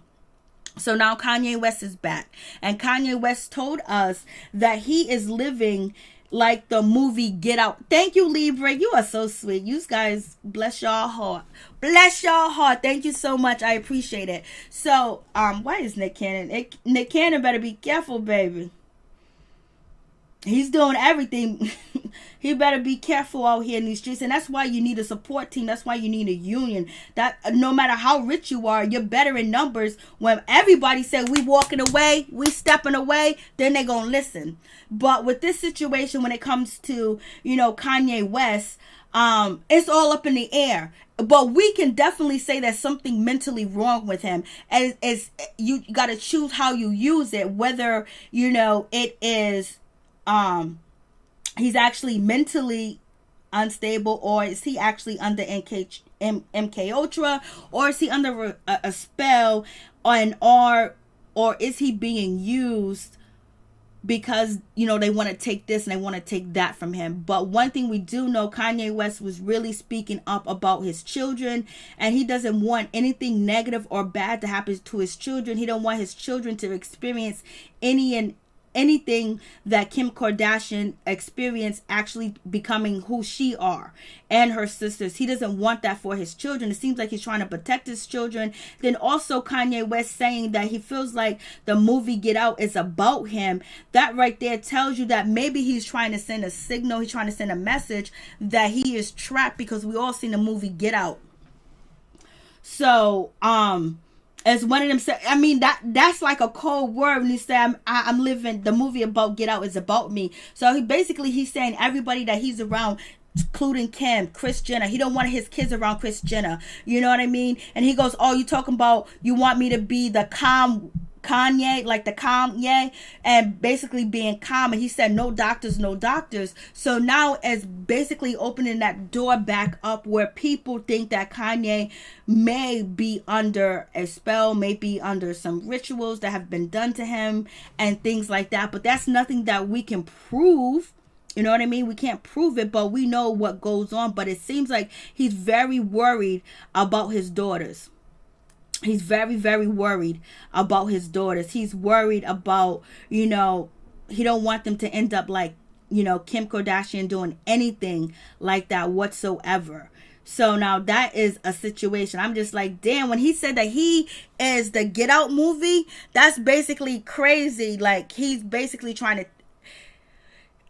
to tell us something. That's what people are saying. Black men are blinded by the Kardashians. They are not glorious women. Blessed I am. No one will walk away from a Kardashian mentally stable. Facts. Charlene Blair, haha. He feels he's trapped. You're so wrong for that. What you're gonna do? What you're doing? T-Spill. They did the same thing with Vicky. She said she started the OC, and then she was the OG. Then she wanted a raise. Then she started acting up. Then she was gone. So, not like that situation where, you know, Kanye West talking about that he feels like he's in the movie Get Out is a crazy situation. Like, that's like, like, what's really going on? And then basically he's saying, you know, that Kim is coming through with doctors and trying to get him, and he don't want to see no doctors, and he don't want, you know, Kris Jenner around his kids. He said he wants to see his kids, and he goes, my wife flew down here to Wyoming with two doctors, and basically it seems like Kim and Kanye West are probably living separately. She's living in Calabasas, and he's living in Wyoming on that compound that he does have. And he doesn't want his kids to be hurt. He doesn't want his kids to be a part of this Hollywood that we know about, the dark side, and things that we know or have heard of happening, and what, you know, Hollywood actors and actresses and entertainers has spoke about many years ago, and it's just rehatching. So yes, he knows what she was before he married her. Yes, he did. And, you know, people are saying maybe he was under a spell. And once he got on over there with that show on E, and then also Kanye West said that NBC can't tell me what to do. They can't tell me, you know, whether I should live with my wife or whether I should go home. So it's basically like Kanye West is coming out and saying that the networks are actually controlling his life with his wife. And I'm just like, what's going on with this situation? But then we have to take an accountability that he might not be really stable. You know, one of his tweets said, if I get locked up like Mandela, y'all will know why. And so, you know, and then he just goes on and on. And he said something about NBC that was really crazy. And he doesn't want his daughter to be photographed. He don't want his daughters to be anything like their mother. So it almost seems like he's regretting the situation with Kim and these tweets. But then we seen him over there at the campaign, and he was like, Kim might divorce me because I'm saying this. Then why are you saying that? Why are you talking about Harriet Tubman? So basically, you know, it's a career ender, all the things that Kanye West is doing. But saying that he has mental issues or saying that he's a sacrificial lamb and involved with NK Ultra, people give him that pass. And so at this point, can't be proven what's going on. Pusha T, you need to speak up. You need to tell us if Kanye West is actually crazy or is he under some type of spell or anything else like that, because he's sending out these messages and it might be messages from an unstable person, and we don't know if he's unstable because he's just has issues, mental issues, or something else. But when you say he goes he said something. And he says, Chris is not allowed around my children. Y'all tried to lock me up. So basically, when people do have, mental illness, they always say somebody's trying to lock him up. But we have a conspiracy with a lot of different things, and we know how our people have been treated in the past. So sometimes we just can't just walk away from the person, but there's nothing that we can do. We're not like Dave Chappelle. Dave Chappelle flew out there. He took his private jet. He flew out there to go see what was good, with Kanye West. And hopefully, something will happen out of that. But he goes, I love my wife. My family must live next to me. It's not up to E or NBC anymore. So he's basically saying the network is controlling his relationship with his wife. And and if he's talking about just say if there's any truth to him basically bringing down E and NBC, does that mean they really control his life like that and have the power? Because we hear Tamar basically saying that they're controlling her life, and they got the power over her, that she don't own nothing. She can't say this, she can't talk, and she says she wants to be free. So it's Kanye West and Tamar trying to be free, and it's NeNe actually fighting against the people or the organizations that these people seems like they're about to fight. He's a genius, IQ, right? So should not he know NBC would exert their power? Happy days, Lord have mercy. So that's the situation with Kanye. Do y'all think Kanye is, a lunatic and he's suffering from mental illness, or is he under MK Ultra? Do you think the Kardashians and whoever is in charge of the Kardashians got Kanye West too? Tell me what you think. Call in and tell me what you think about the situation. Call in and tell me, baby. Okay, July 20. Okay.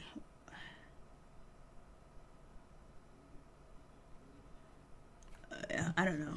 Kanye is all. So, that's the situation. Miss Sugar Mama, they all sold their souls for fame. We know Dave Chappelle didn't. So Dave Chappelle is the perfect person to talk to Kanye West. Like, we can't Librick. You know what, Librick? A lot of my people that really thought it was a conspiracy now think it is actually mental illness.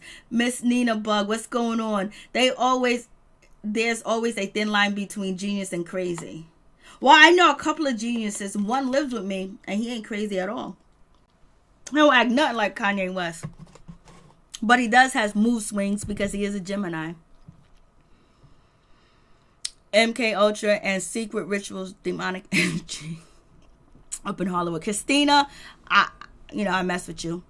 Facts. Crazy LB said facts under that. Crazy LB said period under that. Happy days. She's going to become a lawyer to free folks who have been prosecuted.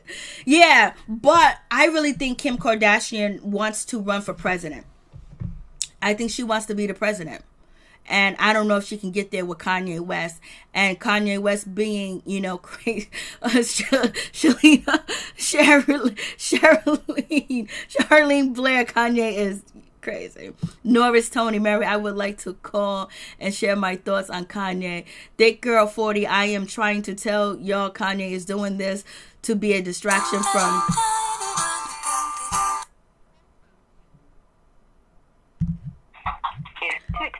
Please tell me your name and where you're calling from. Hey, it's Miss T.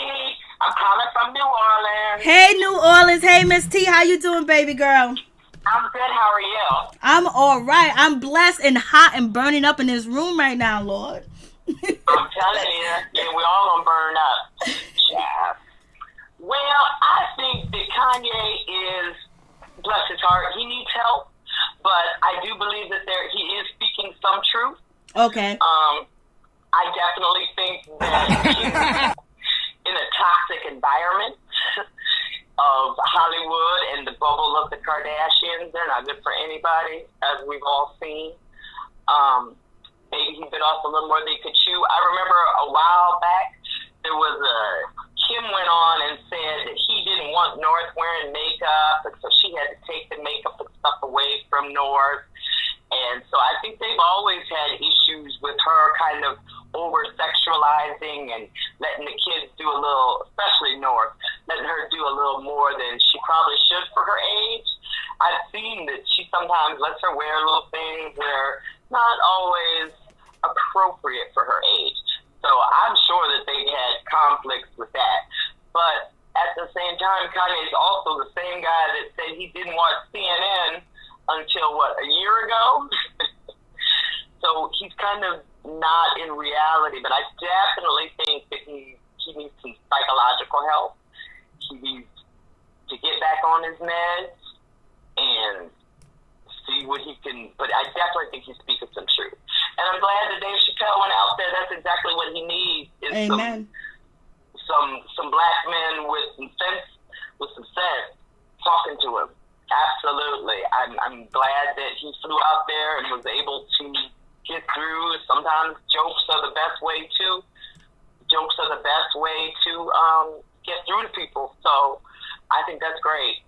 And I applaud Dave Chappelle for that. I really think that's Me good. too. But poor Kanye. I think he's never, of course, we all said it, he's never been right since his mom died. But at the same time, everybody has lost parents and stuff, and you gotta move on and figure it out. So I think a little piece of him died then, but I definitely think he's either bipolar or he's something. He's something. And nobody's taking that run for office seriously. I heard he hasn't even filled out half of the right paperwork, so no one's even taking that seriously. I think this is just a big old manic episode, and he went rogue. You said he's been living in Wyoming? Yes, he in a big old compound. See, so I think he's slowly been probably weaning himself or giving his own meds. Like you said, when they feel good, then they're like, they don't need the meds anymore, and that's when they go off the rails. And I believe that he and all of those networks, I believe that they run a lot, because the Kardashians made E, so I am sure that Ryan Seacrest and his people have cameras everywhere. They're used to it. They like it. But I don't think if you really like that, I don't think that you want to do it all the time like that. I think they like that. Their family likes to be looked at, and they like that. And they grew up like that. So I definitely think that he is all up in their mix.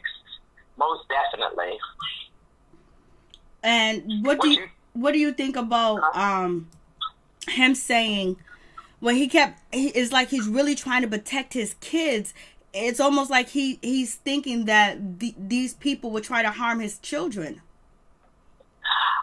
I think that the Kardashians are just a lot freer. We see that Kim has shown us her whole body. I think that they probably have disagreed for quite some time on how to raise these children. Because like I said, she had made some comment and was like, Kanye won't let me put on makeup on North anymore, and that was like 2 years ago. Yep. North was only 7, so, and I remember her in some little slinky, like, it was like a costume, but it was like a 2-piece thing, and it was kind of like slinky. So I definitely think that Kim is over-sexualized. I think that she's okay with a lot of things that may not be appropriate for North and for the kids, definitely. And I think that's a big worry. And I'm sure clearly he's been embarrassed about the Playboy thing, and we all know the Ray J. how she became famous. Yep. Yeah, we all know. And he put that in a song too. He talked about it then. So I think he's given us little hints through the years. We just haven't really written it off. But I think Kanye's been saying little things throughout the years, because he brought that up before. for, I think it's a problem for him. I don't think that he likes. What husband is going to want their wife constantly putting up naked pictures and people can see them and people can pull up the video? I mean, it's got to bother you at some point. I'm shocked that it took him like this long. And actually, half of me is like, oh, okay, Kanye, maybe you haven't lost all of your blackness. Okay.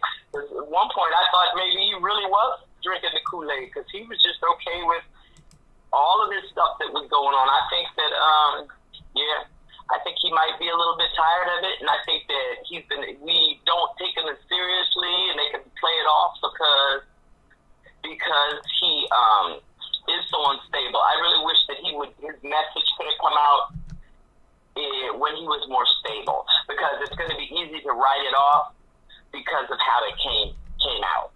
It's going to be easy, and they're unfortunately going to have the upper hand. He's maybe never going to see those poor kids again if he doesn't get it together. And that's unfortunate, because I'm sure that he is speaking some truth. I think there's some truth to what he's saying. I feel like her mother does kind of micromanage and kind of controls all of their lives. I mean, I've never seen a mother turn a whole event into a multi-million-dollar business. Like Chris has turned all her kids into money makers. So I definitely think that she has a hand in some things, and we all know how all the men seem to turn out when they leave the Kardashians. It's very interesting that they all kind of, and that's got to be saying something. I mean, even Bruce, it's like they all, they all change drastically. Whatever it is. So that is definitely saying something. Let's not overlook that, because that's definitely, I think there's a lot he's saying, and unfortunately he's saying it just in the wrong message. I really wish he could have stayed on his meds and said this when he was still the down Kanye, because it's kind of like he slipped. I don't know. Remember, George Bush does not like black people, and then he's talking about Trump deserves a jet, and it's like we've made a complete 360. I don't know. That part is sad, because he really was a voice for the black people at one time. Oh yeah, he was, and then it just ricocheted. And a lot of people do say that Kanye West company is close to $1 billion, Blasing III, and basically people were saying that they're trying to basically become power attorney of Kanye West, put him to sleep. Oh yeah, they're gonna try to do him like they did Britney. Yeah, exactly. And he's given them, and I wish he wouldn't have given them the keys to the kingdom, because his wife, all she has to do, and he's made it very clear, it's not going to be hard for any judge or anybody to be like, oh yeah, no, that's not believable. He's made it very easy for them to take his power. So and then that's unfortunate. And then when we say he make it very easy because of the things that he has done in the past, but then people can equate that what he's done in the past to him being under mind control. And that's why they send him out there, because some people are saying that, when he started his campaign in North Carolina, that basically, they hit the switch, and then boom, he just started to cry and everything else like that. But and on the other hand, people are saying that he needs to stop using the public as therapy, stop telling us all his business, go see a doctor, go see a therapist, or whatever the case may be. If you and if he really wants change, if he really wants something different, he's going to have to seek that out himself and find the people that's not compromised. And I was saying this yesterday, and it was good to see that Dave Chappelle came through, because Dave Chappelle's not compromised by Hollywood or anything else like that. Exactly. Yes. And that's why I'm glad to see it. He's a good black man, influence that's not compromised, and has his stuff together, and actually took the time out, didn't make jokes about the man, but actually went and checked on him. And that's what we need in the black community anyway, more of, because we're all saying, making jokes and run away from the nut and all of that, but really what he needs is some strong influences to kind of maybe help him get on the right track again. And that's clearly he doesn't have any real friends, or his real friends aren't, where are they? In the video that I showed, he's been surrounding himself around these men. I don't know if they're one of their family members or something. Just like it's like his family has been cut off. And I was like, we don't even hear about Kanye's family. We know all of Kim's family. But if we go back to the situation where when Khloe was married to Lamar Odom, basically, when she was married to Lamar Odom, and he was in, I don't even know what's that in the background? Is that you? Are you breaking up? Yeah, that was my daughter was moving some pants. It sounded like wait, chick. I was like, today's the 21st. My phone bill ain't due yet. So you always say that because the shit happened alive. So let's get to when Khloe Kardashian was married to Lamar Odom. Remember when he was in the hospital? He almost went to go see his maker too. I don't want to say that, but he almost went to go see his maker. Remember when his kids and his baby's mom and his I don't know, I think she was his baby's mama, or maybe she was I'll just say his children's mother. They tried to go to the hospital and see them, and then they was blocked, and Khloe wouldn't let them go visit them. So it's Kanye West being blocked from seeing his family, because his family ain't never around. He gotta have some aunties or somebody. Possibly, because you never hear about him. They used to go back to, does he go back to Chicago? Yeah, he does. He went back to Chicago to start some campaign. Then he wanted to move to Chicago. Then he met with Chance the Rapper. But that's when he was that's when he was down with, what's his name? President. He was down with the president, basically saying, mega for life, make America great again. Then he went to Chicago. Yep, to get with Chance the Rapper and said he was gonna open up a music program. He was gonna take care of these kids. That's when he gave a homeless man, a pair of Yeezys. So it's a whole lot. But didn't Kim at that time? Didn't she do something to stop the foundation or something? Didn't she do something with his mother's foundation that was like? She ended up putting her kids in charge of his mother foundation, and the person that helped start his mother's foundation, I did a video about this. It's in my What's Going On playlist a long time ago. They basically pushed him out and pushed the kids in, but I think the whole thing kind of sizzled out. See, yeah, I think that he kind of just got detached. And maybe at the time, I think it was all blips and cool. And it's different. We have to remember. I remember when he said he hadn't watched CNN and he didn't know anything about some of these issues because people were asking about different issues. And he was like, I didn't watch CNN. Even that whole thing that he did with the T.I. It was his thinking has been kind of off for quite some time. And I think he's just had the wrong people around him. He's got a lot of yes men and a lot of people exactly. And then with his rants, he always talk about I need to be in charge of Gap. In the last 2 days, he wants to be chairman of Gap. He wants to be the chairman of Adidas, and he wants to be president. So it basically, poor people are like, you're trying to get things that you want for yourself. So this ain't really about what you want, because you're asking for this. You want to take control over this. So that's why people confused. He's still a narcissist. I think he's still a narcissist at heart. Let's be clear. Kanye still thinks he's the best and the smartest when he's even not.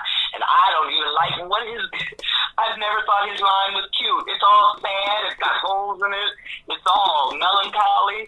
There's no bright colors. It's all grays and mutes and browns, and they're just like, this is the best thing since sliced bread.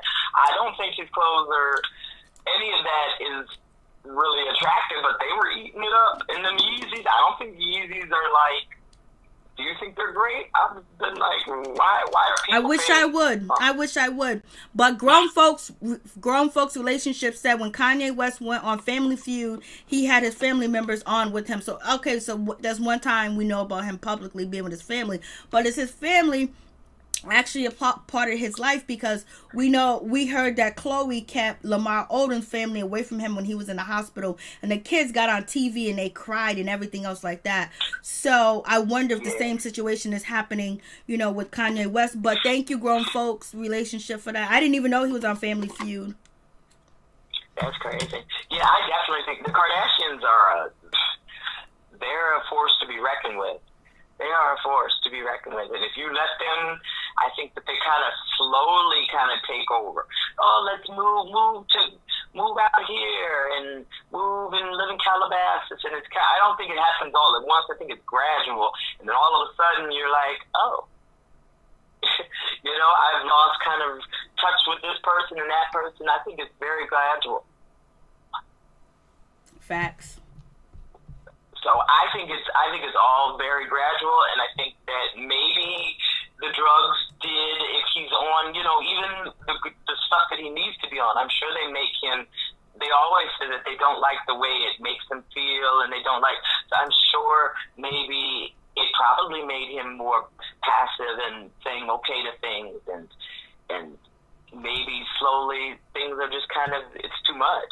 Because they said that when you're these kind of breaks happen when you're out of stress.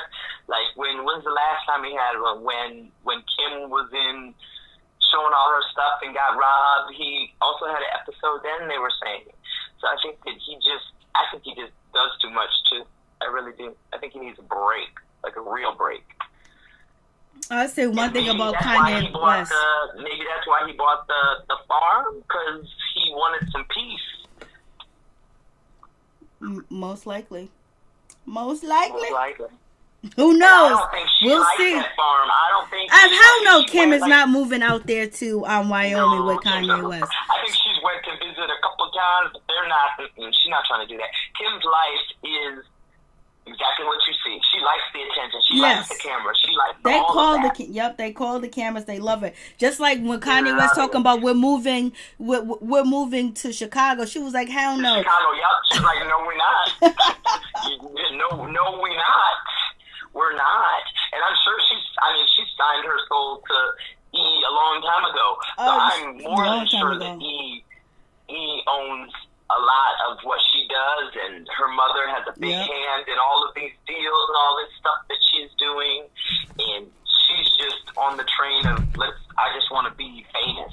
I think she's addicted to the fame and the lights and all of that. I don't see her ever giving that up. I'd be very interested to see how this marriage goes. I was always kind of shocked and surprised, and wasn't he like in love with her from a distance, and she kind of dissed him a couple of times before she finally gave him a chance? I could have sworn that he was like trying to. I heard somewhere that like he tried to like get her attention and was trying to be with her for quite some time, and she had him in the friend zone. And then I think he finally kind of wore down and bought her the expensive things and showed her the expensive stuff that she likes, and I think she finally gave in. But Kanye has more money than her. He has more money than her. So him having these episodes and anything, she's gonna benefit if she don't love him, if it's just for TV, if it's just for the show. Adding Kanye West to the Kardashian show, and that's when Kanye West was hot, and that's when everybody loved Kanye West, so that show blew up. And then you had Kylie Jenner, her boyfriend, I can't think of his name, got him to the show. So I remember Kanye didn't really want to do the show. No, he didn't. He did not want to do the show at all. I don't think he really wanted to be in that limelight at all. And I also feel like, of course, they all love these mixed babies. They all want these pretty mixed babies. And I think that she used him for that as well. I really do.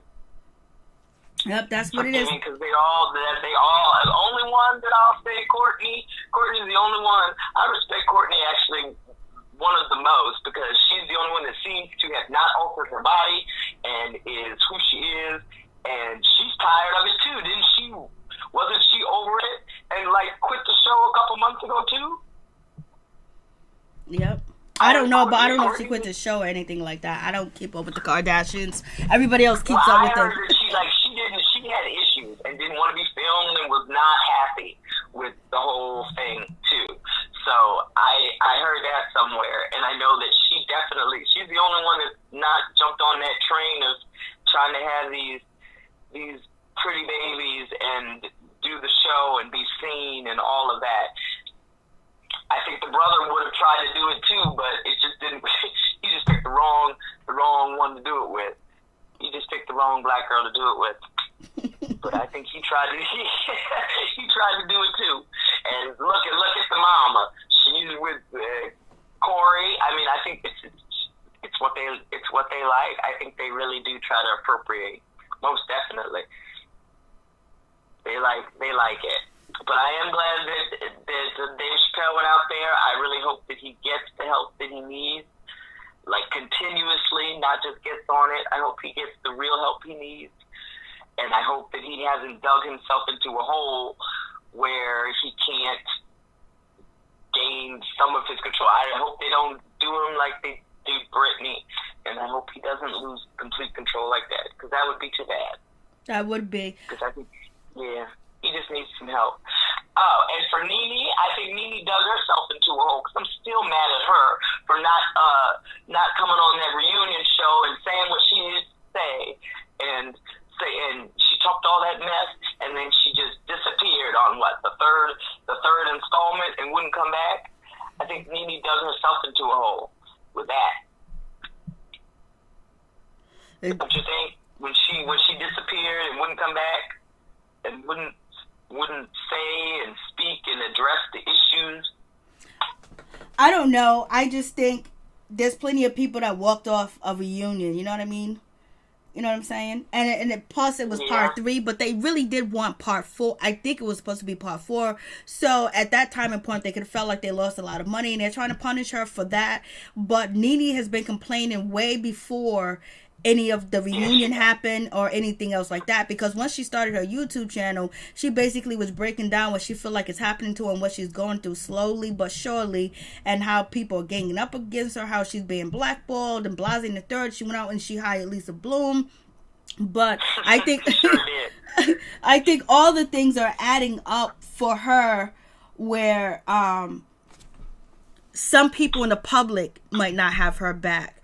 But when you get to the network and everything that she did with the network, I don't even think that they really are upset with her because of her behavior, because anything that she does that reaches all the blogs and everybody's talking about it, it boosts them up for people to watch the show, and it helps them because people go to their sites, because Bravo got 100 they got sites, you know, and where they get their clicks and views. They got their YouTube. Bravo got a YouTube channel too as well, so you know, and they put the little clips up there.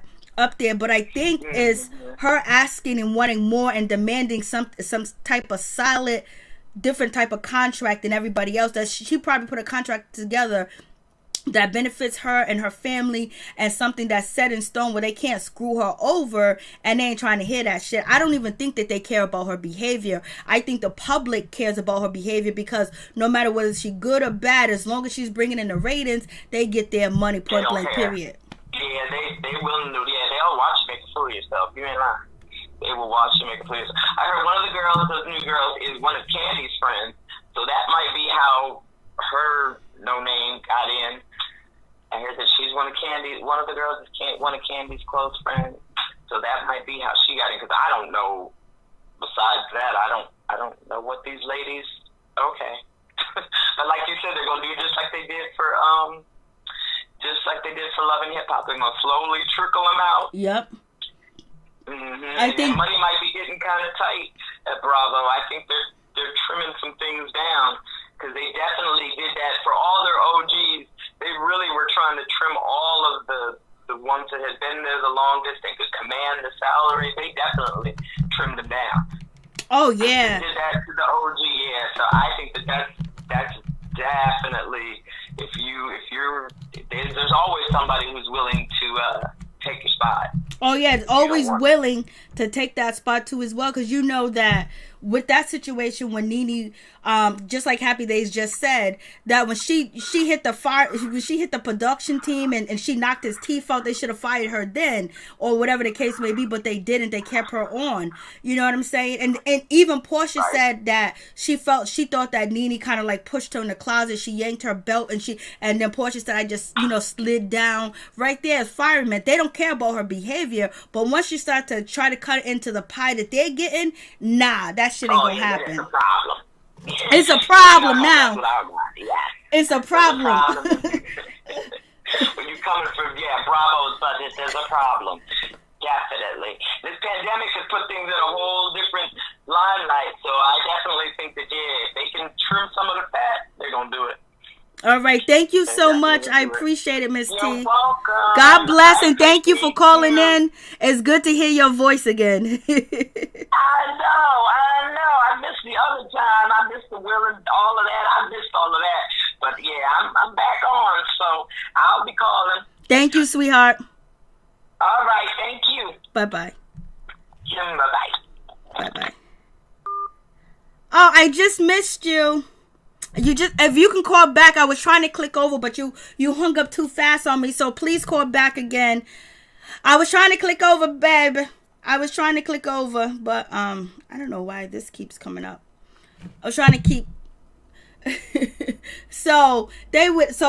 is the girl that is actually Candace's friend. I think her name is Drew Sidora. And Norris Tone, if you want to call back again and talk about Kanye West, that's fine too as well. Anybody, it's all good. We almost covered everything. Let's cover Porsha. You know, Porsha basically, she's quarantined right now for 14 days because, you know, she was down there in Kentucky. She got arrested. So she hasn't been filming yet, as of yet, allegedly, because she's quarantining right now. But we do have Love B. Scott that said that on... Okay.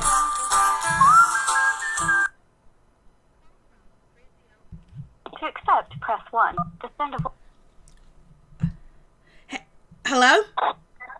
Hello, hi. Hey, sweetheart, hold on for 1 second. So, with the Porsha situation, you know, she's quarantining and everything else like that. Allegedly, she's not allegedly quarantining. She's in quarantine because she was in, you know, Kentucky, and she had that situation. So right now she's not filming. But if you go to the Love B. Scott page, you know, he's the one that broke the story that NeNe has been, if it's true or not, it's alleged that NeNe has been demoted to less than a friend of the show. And basically he was saying, while Kandi Burruss confirmed the core four have been filming, that Kandi, Kenya, Cynthia, and Porsha. And so I don't know how true is that, unless, you know, she started filming with them before she went to Kentucky. So I don't know about that situation. Let me show you, because it's actually up here. Okay, so now you guys can see it on the screen, and you can see it yourself right here, where he says, while Kandi Burruss confirms the core four have been filming, that Kandi, Kenya, and Cynthia, and Porsha. So I don't know if they started, not last week, but I think either last week or the week before last, you know, they were supposed to be filming and starting that Thursday, because that's what Kandi said.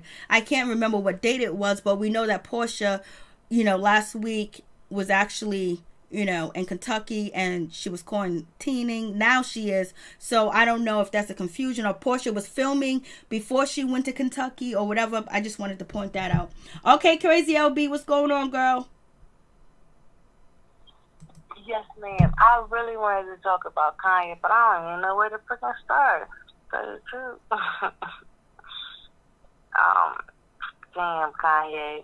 He gonna mess around. They gonna take north, south, east, and west from his crazy behind. I think they already are. I think he don't see his kids. That's what it seemed like in the tweets that he put out. The tweets that he said is basically saying he wants to see his kids.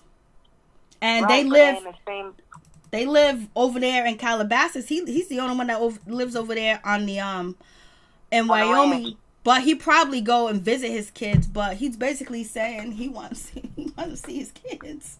Yeah, see, that's what I'm saying. You want this, you want that, you want to be president. Like, you want too much, sir. Like, slow yourself down.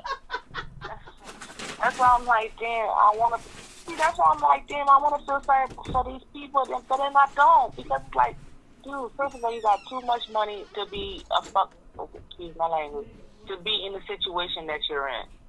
You know what I'm saying?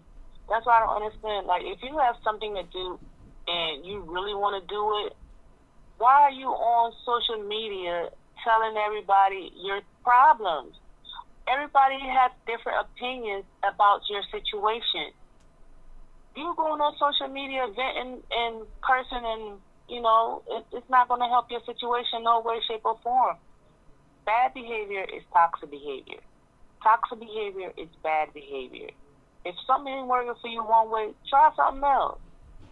That's why I don't understand with these people. Like, I really do be wanting to feel bad for them, but I can't. I can't really feel bad for none of them.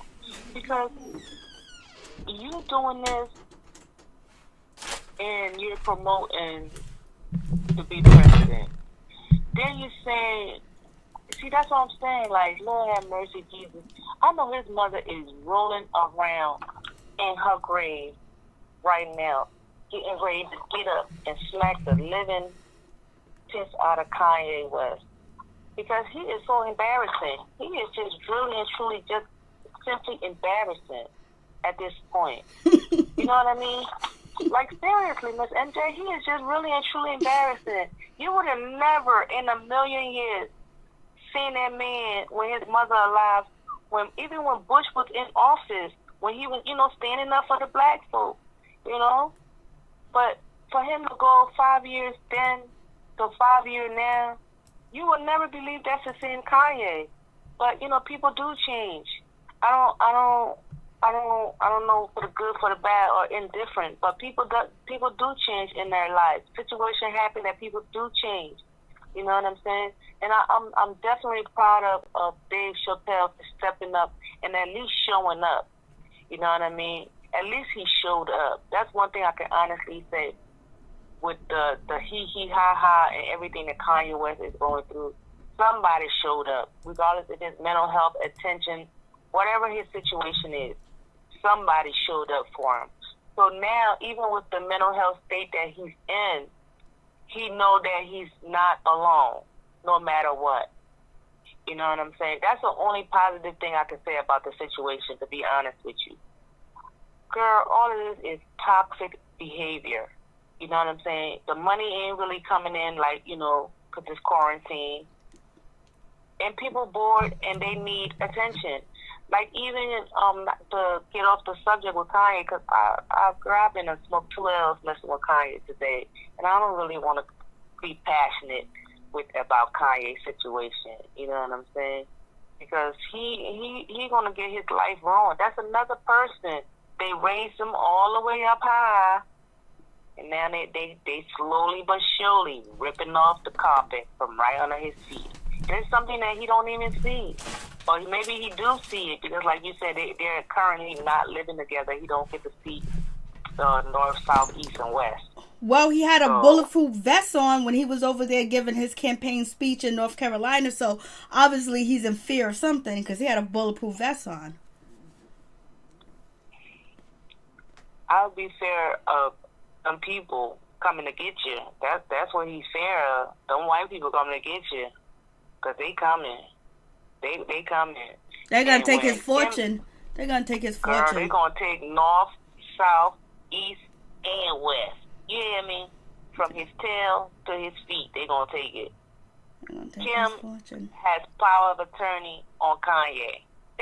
He can't bust a move without her. And you see, that's why that mental health thing, you got to be careful when you say mental health, because I guarantee you, she is his guardian. All his money that he think he got, she got. Let's be honest. They got all his money. Kanye has nothing. Today or tomorrow, that girl say, I'm done with you. He got nothing. When I tell you he got nothing, he has nothing. Okay? So I don't even want to waste my time on Kanye and waste your time on Kanye, because the situation, all I can say is, we'll watch. Where's the popcorn? I'm here for the coffee, tea, and wine, girl. For real. And it's just crazy. Like I say, that song, Graduation, living the good life, that was my shit. Mm-hmm. I was dropping my family members off at college, and they graduated, Blasey the third, and fucking just everything perfect was going on. And then when you thought that something that could happen or go wrong or go bad, put on that living the good life, you can't tell me nothing. I used to say that shit to my boss. You can't tell me nothing. And then, you know, another position I had, I was the only black woman there. And, you know, it felt like these people was trying to set me up to get me fired because they liked me because I was black. And I had to drive all the way out to an exclusive gated community where I had to check in. And now I'm in charge of all these Caucasian people.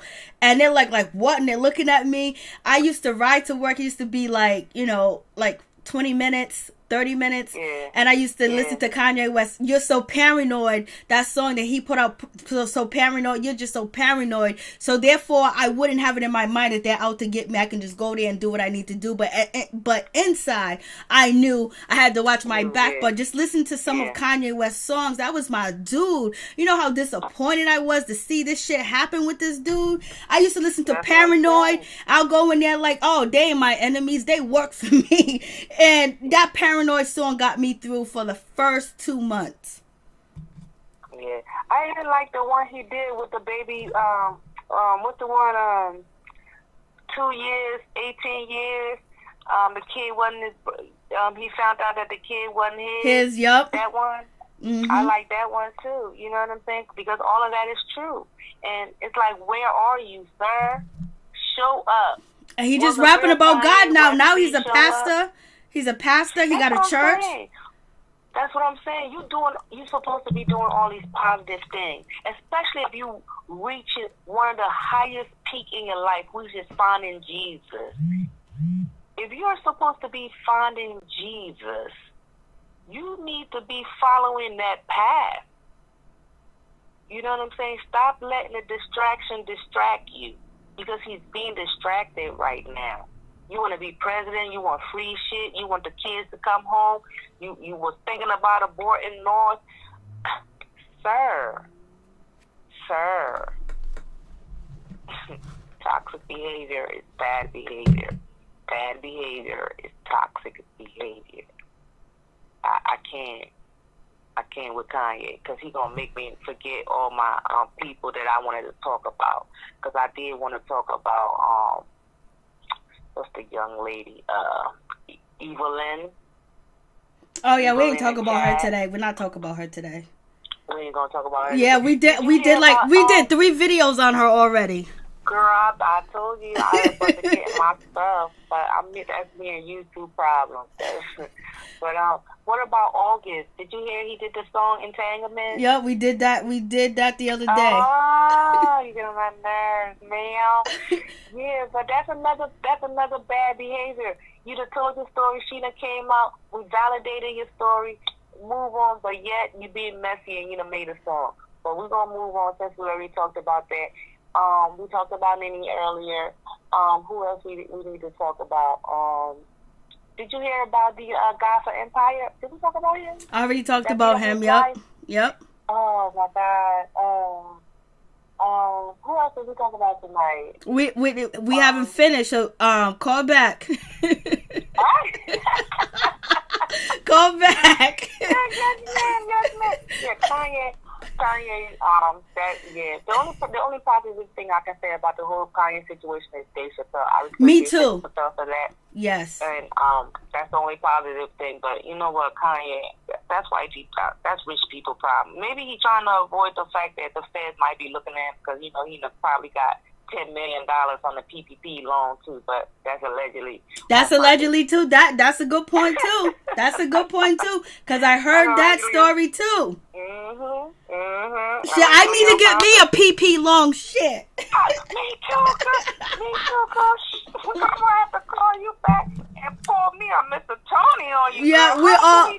we all get the PP loans and go on vacation together. Everybody in the chat. But they ain't checking no more. They done said it. They ain't asking no questions. Yup. I told y'all that orange man been stealing since he got in there. I was trying to figure out a way to get my little hands on some orange free money, girl.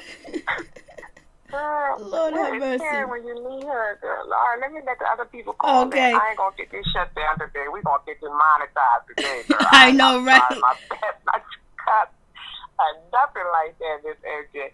For real, thank you so much. Okay. But the next topic, I sure will be calling. All right. A lot of people on the list today, girl. I see you busy today, girl. I'm so glad I called you today, cause I thought you was gonna call in about the entanglement because you said damn well I said he's gonna probably leave it alone. You was like he better, and then boom, we did the entanglement. I didn't see your ass, but we'll talk about that at the end. Yes, ma'am. All right, yes, God ma'am. bless you.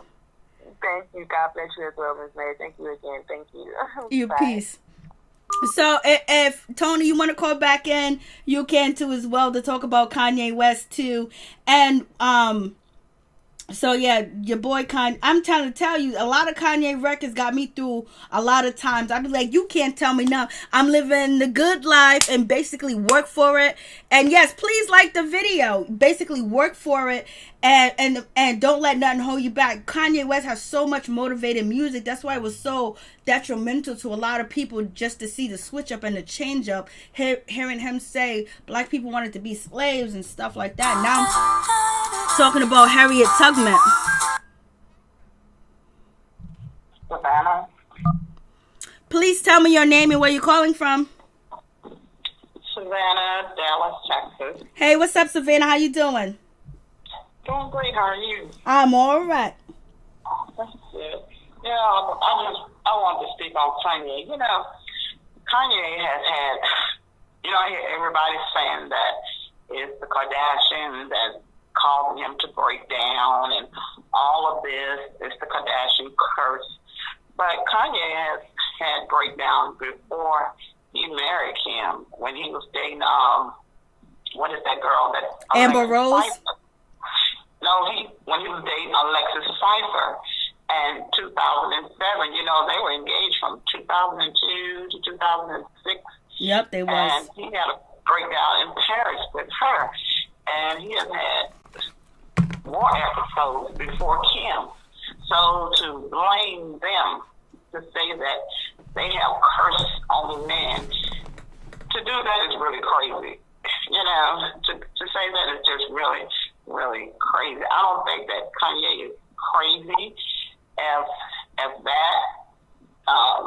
He may be somewhat bipolar, but to call him crazy, there are a lot of people, celebrities that suffer with bipolar. And to say that to choose one person and to put them in a box and say they're crazy, is kind of crazy to say, because there are a lot of celebrities that suffer with that, suffer with more things, more issues than that. And with NeNe, I don't think that NeNe is fired and everything, because you can't take everything B. Scott say, because he said that Kenya Moore was not fired, and she was fired.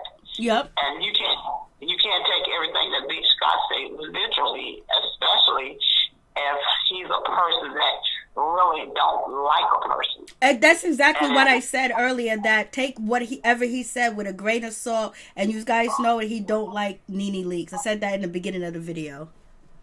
Yeah, and then you have to figure out why he really don't like her, because this is something I think that he and Kenya are putting together and everything. And I don't think that the girl that they say is coming on, that's replacing NeNe, so to speak, Drew Sidora, I don't think that she's coming on that show, because Drew Sidora is about her family. And she's a very sweet girl. And for her to come on that show and expose her life like that, I don't think she'll do that. Now, the other lady, that's a blogger and everything, she may do it because she's kind of ratchet. But is Bravo ready for the Love and Hip Hop kind of ratchet? Because that's the kind of ratchet that the other girl is about. She's like Love and Hip Hop. And I think that the best person to be Bravo would be someone that, you know, like Omarosa, you know, someone that has status and everything. But for me, you know, I see, you know, I hear everybody saying, you know, we as black people, we need to get together and unite. And I heard you talking about a union. We need to get a, what was that you were saying? A union. Get a union. Yep. But we have to be together to have a union and everything, because when you see African American women trying to, you know, exile people from their job and get people fired and everything, as African American people, we are like that. We are really like that. You know, we are jealous. Well, I'm not that person. But what the union. One second. What the union thing means is, even if these ladies are fighting against each other, because the union started a long time ago. A union doesn't mean that everybody in that union actually get along. But if a union is going to benefit them in their career and keep them safe and keep them paid and keep them a job, I think they will all, you know, go for that if they can bring themselves together. Because you don't have to get along to have a union. But keep going. But what I'm saying, can we as African American people come together long enough to form that union and everything? And that's the only thing that I'm saying is that when you're on a show like Atlanta Housewives, you see, you know, at first when I used to watch it and everything, I like the fact of seeing African American women on television. And I said for years to wait for them to do something that was so outstanding, to show the best in us.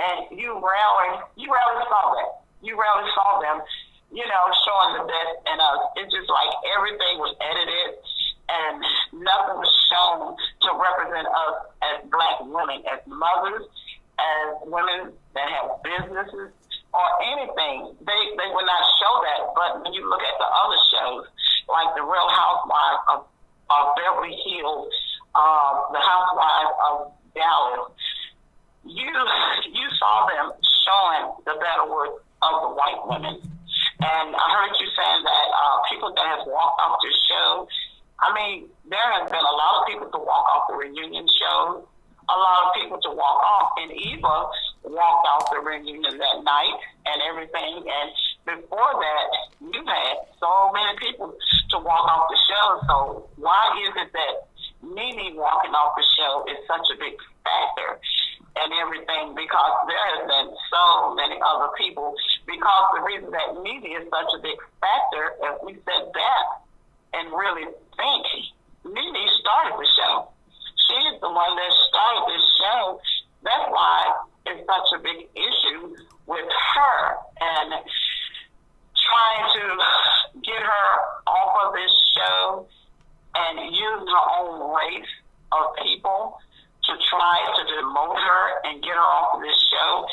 Even on social media, you have so many, you know, you have so many African American people speaking against her, but you have so many speaking for her as well. And I've been on a job whereas I had women to come against me, my own race, come against me, and I wasn't bothering anybody, wasn't doing anything, but they chose to dislike who I was because they said that, oh, she's walking around like she's a supervisor and this and that.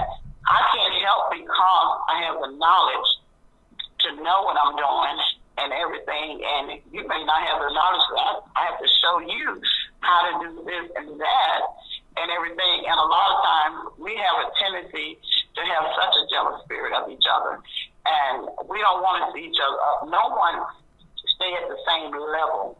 You know, no one stay at level one. You move as you grow. And so I think that NeNe is going to be all right, and I don't think she's fired from the show. I heard that she's not fired from the show. She's in negotiation. She has several contracts that she's negotiating. She's trying to figure out which one is best for her. And, you know, I think that we should be uplifting each other with all this going on right now. We should really be uplifting our color more than what we are. We should give anything to the white man. I don't care what he throw at us. We should not give him anything. We should uplift each other at any cost. And, social media is so much about, I heard a white man on my job, and it really pissed me off. He said, you know what? He said social media, 95%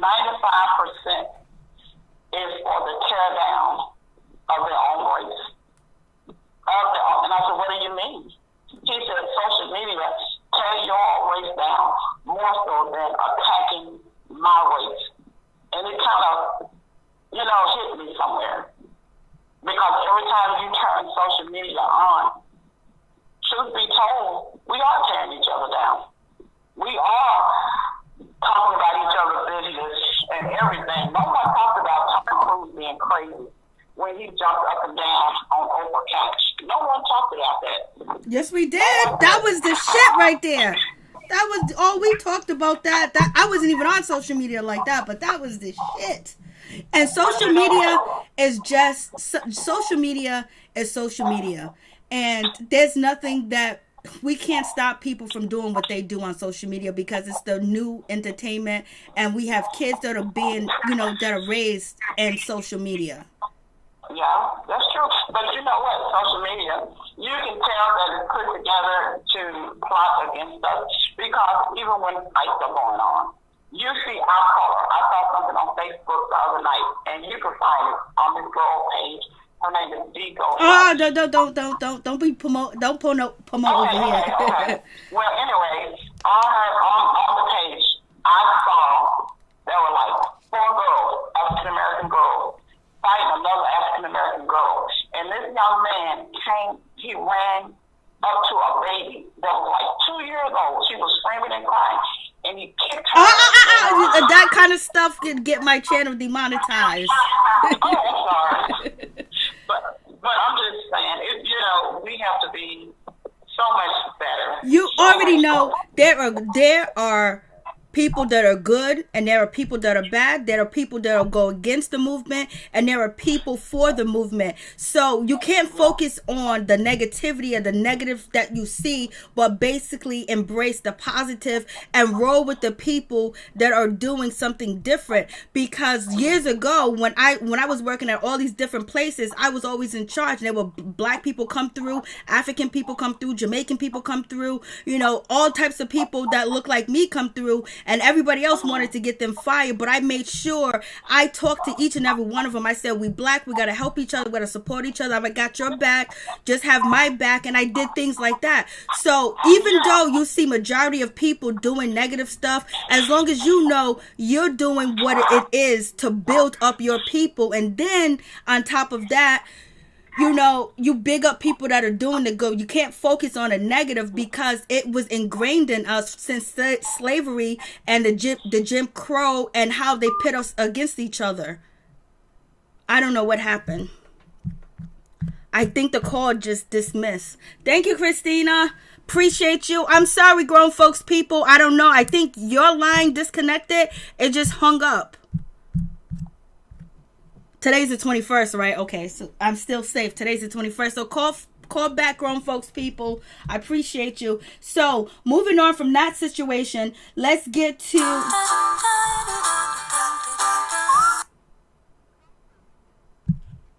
Savannah. Okay, grown folks, people. That wasn't me. I don't know. It just went away. Yeah, because I'm trying to. You got a lot of background noise of people saying there's too much background noise you got going on. I'm trying to figure out what is the message. What is the message that is trying to, that social media is trying to get out there.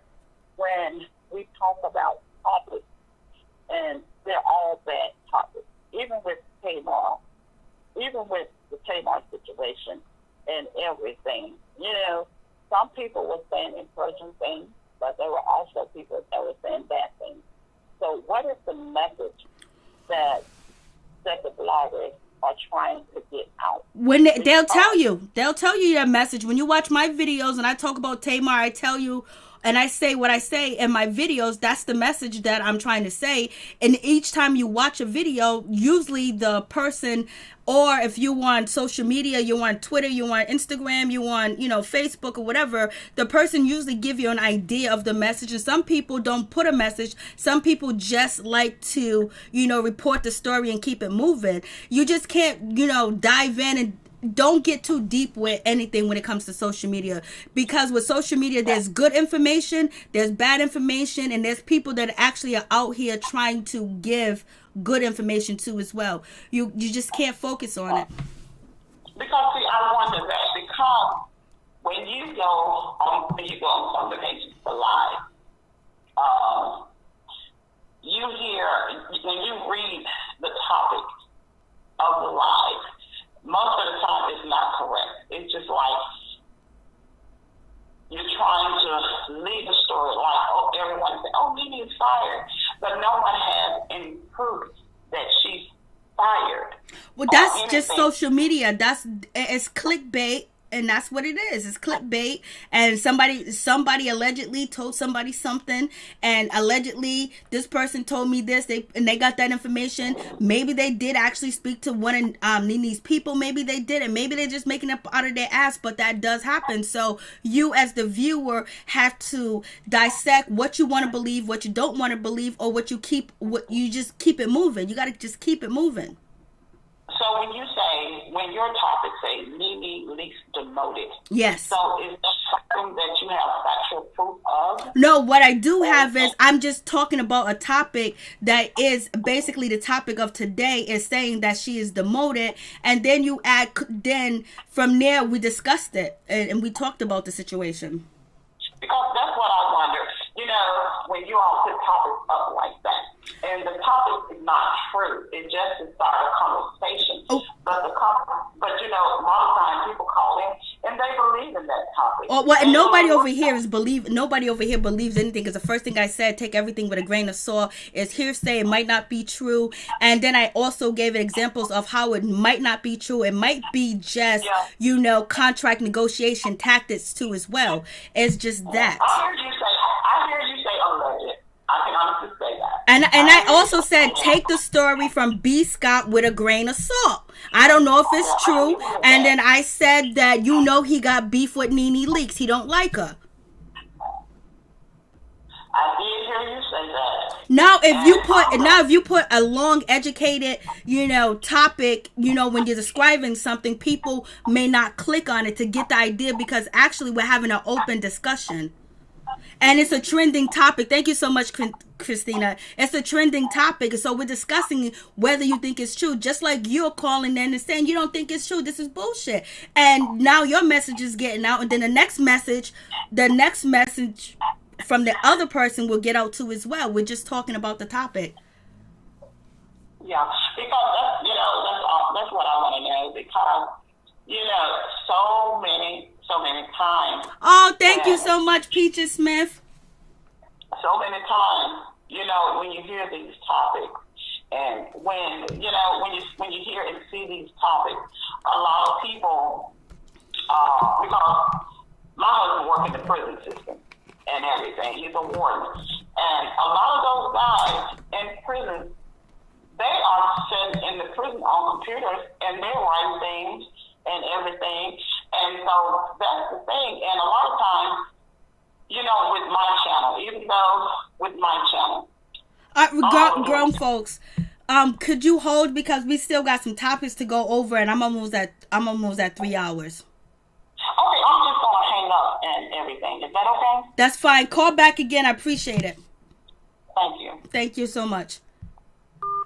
Thank you so much, Peaches Smith. I appreciate you. Thank you, grown folks, people, for calling and giving us, information about how sometimes topics and certain things on the internet can make people believe it, and they go stir crazy over it. And sometimes things are not true. So basically, you really just got to, figure out what you want to take in and what you don't want to take in at all, you know, because there's so much going on in this world where you got good stuff, you got bad stuff, and you just got to basically, you know, either do your own research and find out, okay, yeah, this ain't true, why is it that, but it's a trending topic and people want to discuss whether it's true or not, and then people say it's here, it's there, it could be everywhere, and then you just open up the discussion and you just talk about it when it comes to Nick Cannon, when it comes to the Real Housewives of Atlanta. But we're going to get on to, you know, growing up hip hop. So the new news with growing up hip hop that is going on is that, okay, let's see if I can take this. Okay, with growing up hip hop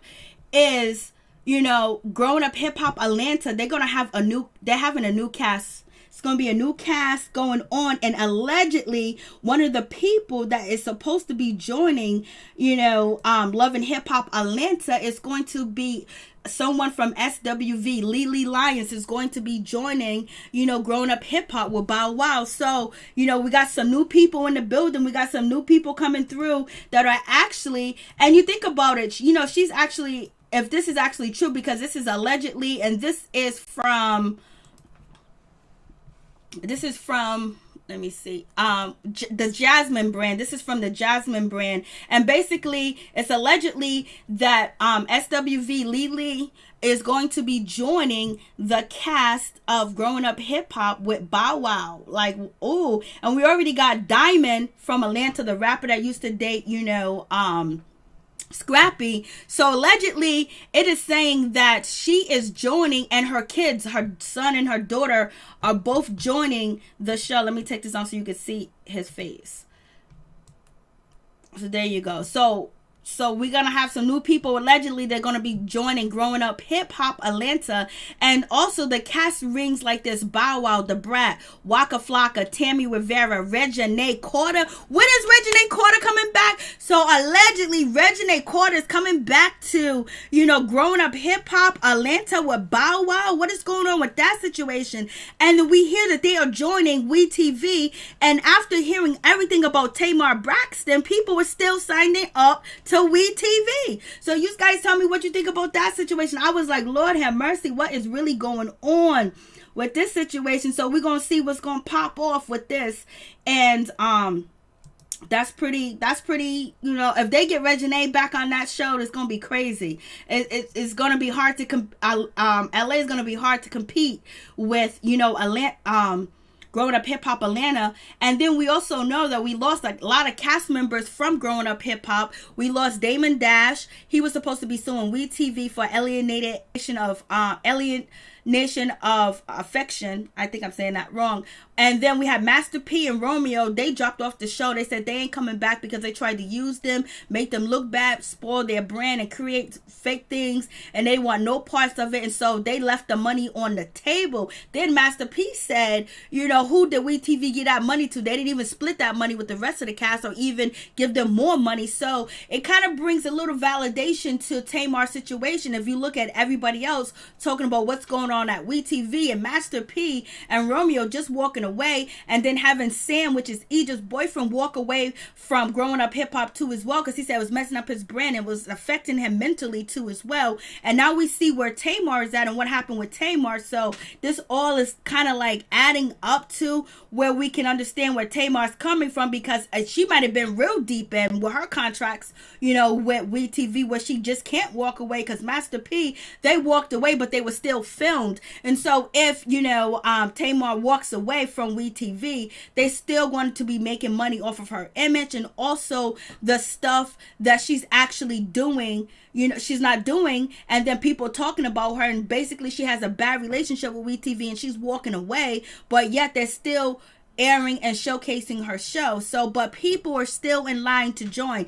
As allegedly, you know, Maryjanetv is coming back to WeTV, and Tammy Rivera, you know, Tammy Rivera and Waka Flocka got two shows. You got Growing Up Hip Hop, they're gonna be on WeTV Atlanta, and then Waka and Tammy had their own show. The Brat's gonna be there, you know.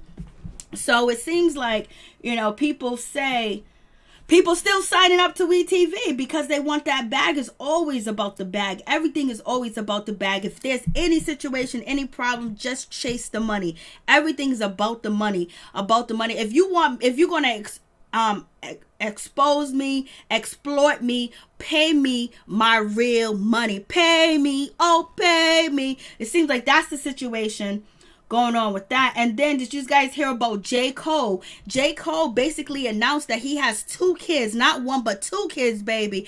And so this kid was supposedly born around the 2015, and he has his child now, and then he has his wife. So is it his wife's child, or did he marry his wife because she was pregnant? Everybody's shocked because they're finding out that J. Cole got 2 kids.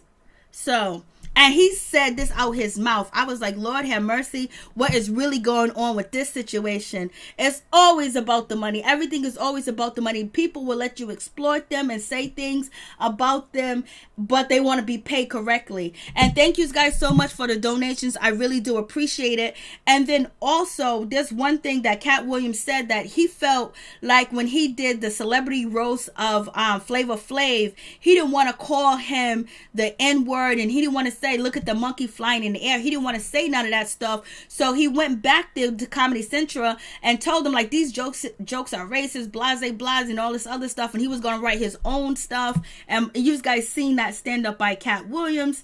And then we see Cat Williams say the stuff, and then Cat Williams said he was in his trailer. He felt so bad. He wanted to have a protest. He wanted to have a riot. And he said Flavor Flav walked in the room and said to him, if they're going to call me the N-word, they got to pay me. So I think a lot of these people do have this type of persona, and some of them don't, but they get taken advantage of. But J. Cole is speaking the truth. He said he got 2 kids now. He didn't say if they're by the same woman or not, but he might be retiring too as well, and he wants to be the best rapper ever. So J. Cole was saying that he wants to retire. I was like, Lord have mercy, what's going on? And then, we had Nick Cannon. He met with the rabbi, and they was talking, and this interview with Nick Cannon and the rabbi wasn't that bad. It wasn't like, Nick Cannon still seems stable. He still seems strong, because there was a lot of stories about Nick Cannon basically wanting to do the same thing Tamar did. So it is what it is, but he didn't totally just go berserk, so he's still cool. It is what it is.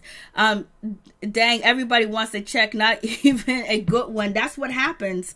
And we got Christina Foss, same tire. Oh, NeNe, still toxic, still a bully. Bye, girl. Lord have mercy. Happy days. They think Cat needs other comments to write his material. Oh yeah. Oh, they think Cat needs other comments to write his material. I don't know if I explained it right, but Cat Williams said that when he was going to do the Comedy Central roast, basically he was with all these other comedians, and he was like, oh, so are we going to be writing our jokes in a room? And it was like, no, they have writers. You're going to write your own joke. And then Cat Williams was like, nah, man, if they get writers, I get writers. This is the black man's world. And so then he got a writer, and he said all the jokes were and blackity black. So he was just like, this is just too much. And so he talked to Flav, and Flav said, they gonna call me that word, they gonna have to pay me. So that's what it is. I like Cat, but him and Kanye West needs to seek some counseling. Lord have mercy, Ralph. Happy days. If I was Cat, I'll throw the shit in their face and say that I'll write my own. He did. But he still used the opening line. The church lady, it's called Love and Hip Hop, and nobody's doing music or promoting it correctly on there. But Cordy looked up. Yeah, she looked up. She got in there. That's disgusting, Mary Jane. It really is. Yep, that's what happened. He said, Flavor said, don't be mad, don't be sad, Cat. They have to call me. They're gonna call me the N-word. They're gonna have to pay me. And then he said that, Flavor Flav was smiling and he ran away. He ran out. That's when they had the Comedy Central roast, with Bridget, Nelson, and all the other people too as well. And Cat Williams the Cat Williams that we know now, but he was being solidified, and he told that joke, and I was just like, Lord have mercy. Then I went to go research it and found out it was actually true, and he ended up saying what Comedy Central wanted him to say.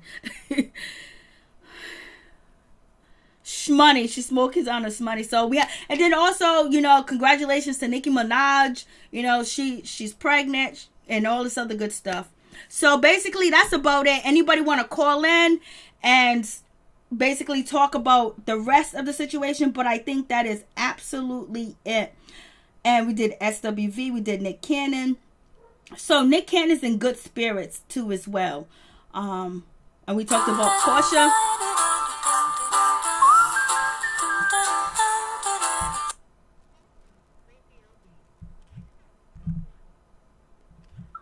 All right, please tell me your name and where you're calling from. Crazy LB. Hey, what's up? Oh, hold on for a second. Hold on for a second. Norris Tony. Hey, Norris, could you be on hold for a quick minute, please? Yeah. Okay, thank you.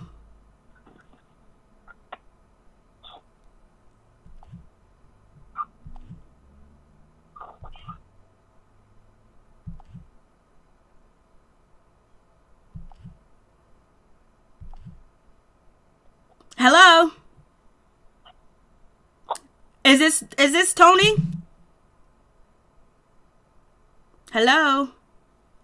I don't hear anything. Hello? Oh, I'm here. Okay, let me see if I can switch you over back to Crazy LB. Crazy LB, did you hang up? Because I can't switch over back to you.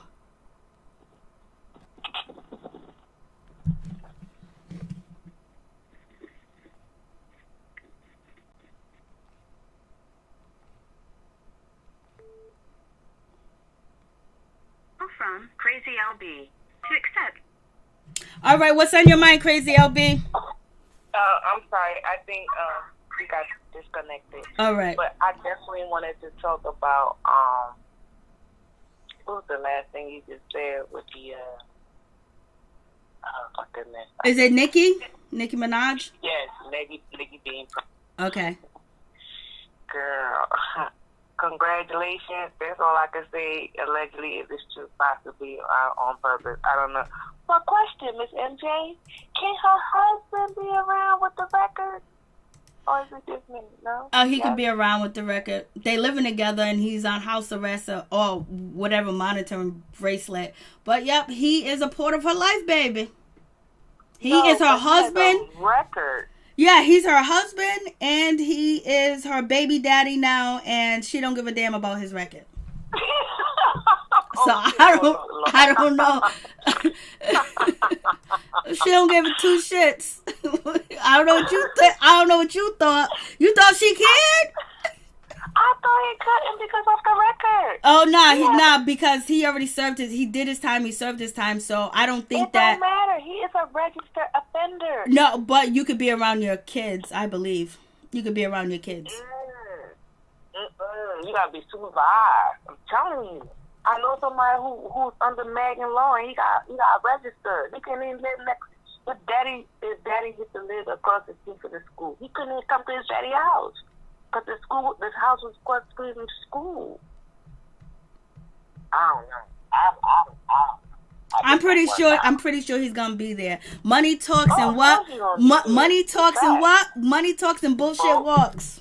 Yes, ma'am. When you got the money and you got the power, you could do whatever. But yeah, baby, at least her brother's locked up, so the baby's safe on that end. The daddy is the toucher. And the daddy alleges that he was 2 years older than the girl, but other records say different. My friend's son. That's exactly what happened to my friend's son. All the same age, and the girl's mom just happened to catch up, and plus it was taken. So next thing you know, rape, hallelujah, and they got him on the Megan law, girl. He got the register, girl, for the rest of his life, girl. That's why I was just wondering her situation. But like you said, money talk, BS walk. So we're gonna keep it moving. Congratulations, Queen. Hope you have a healthy pregnancy. You know what I'm saying? She looks good. She looks good, but you know, people are going to judge, you know, who she. Everybody's gonna judge. They judge Jesus. Yeah, they're gonna judge because, you know, they judge Jesus. They think it. Oh, that'll be some shit if he can't be around the baby. Lord have mercy. I'm telling you, girl. See, look, that's the society that we live in. That like you said.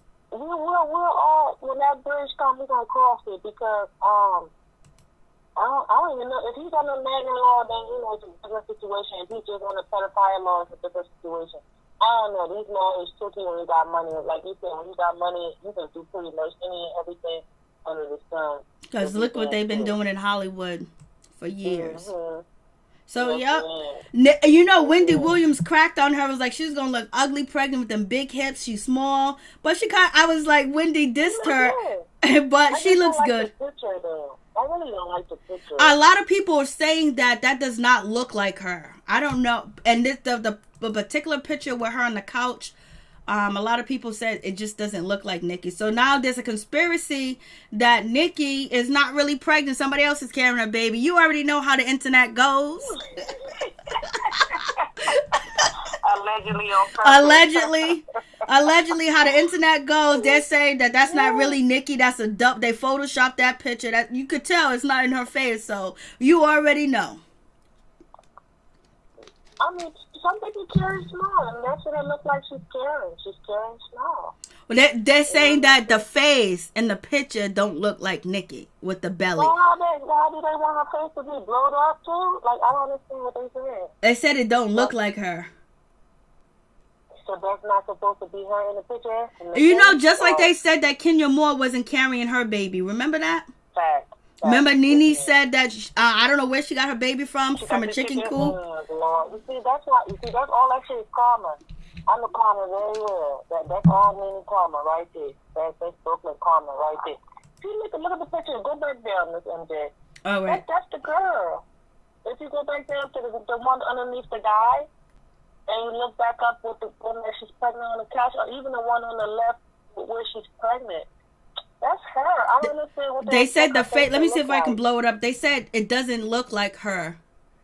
Like that it doesn't look like her at all.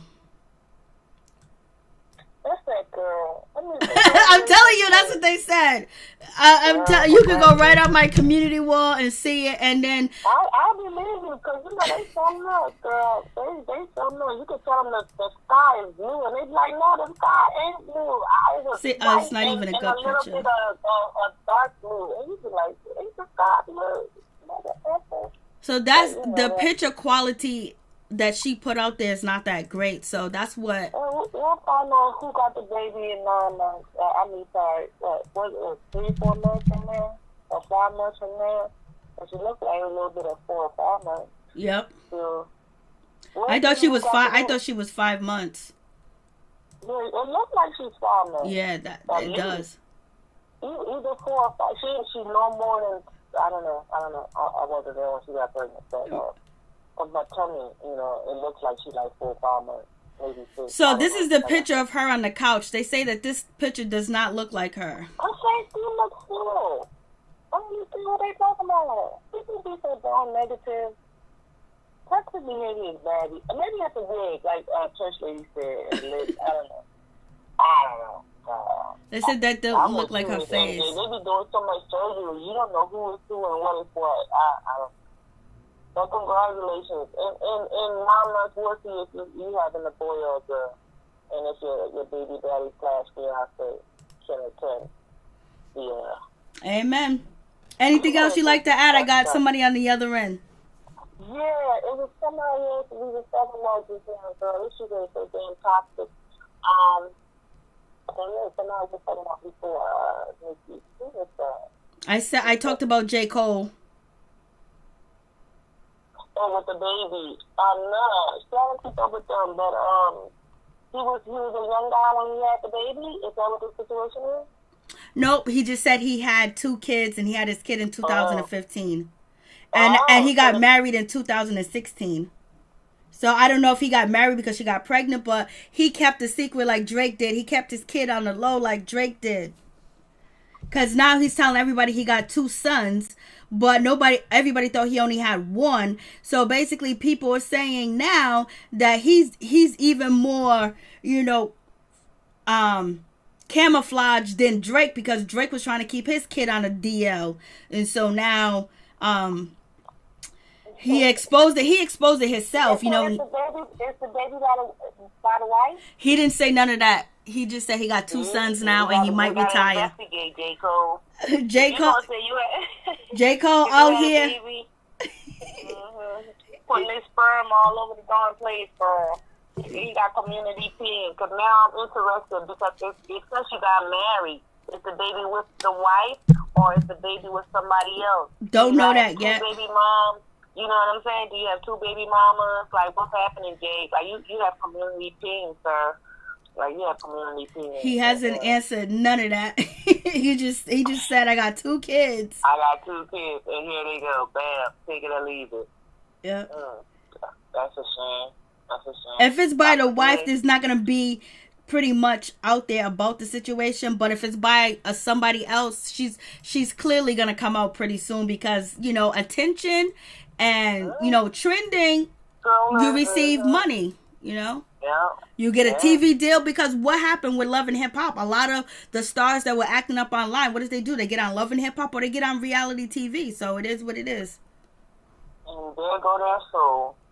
So, once you start getting on that reality TV show, then it's a whole nother ballgame. Yes, we've seen it. But that's crazy. But the Nick Cannon thing is crazy because I really thought, Nick was, pro-black. To be honest with you, I really thought he Nick is. was pro-black. He is. He can't, because that was his opinion that he stated. But then your pussy, he's backpedaling. He backpedaled because he was about to lose everything. But that's what I'm saying. You can't be pro-black and not stand on your word. You have to be able to stand in your truth, regardless of what happens to you. Shit, Nelson Mandela sat in jail for half his damn life, Miss MJ. Well, he ain't Nelson Mandela. He ain't in Africa. He's in America. It's a whole different lifestyle. But my point is, MJ, if you're gonna make a statement and you believe in what you're saying, stand in your truth. He don't want to be broke and homeless. That's what it is. Because they would take everything from him. And then on top of that, he got hundreds and hundreds of people dependent on him. So he had to backtrack. And that's why he's been getting a lot of backlash. But it is what it is. I'm with the backlash. Because at the end of the day, I expected you to be pro-black because that's what you're portraying yourself to be. You know what I'm saying? You're portraying yourself to be this pro-black individual. You went to Farrakhan and you was getting some knowledge. So you're trying to tell me everything that you and Farrakhan was talking about is now what?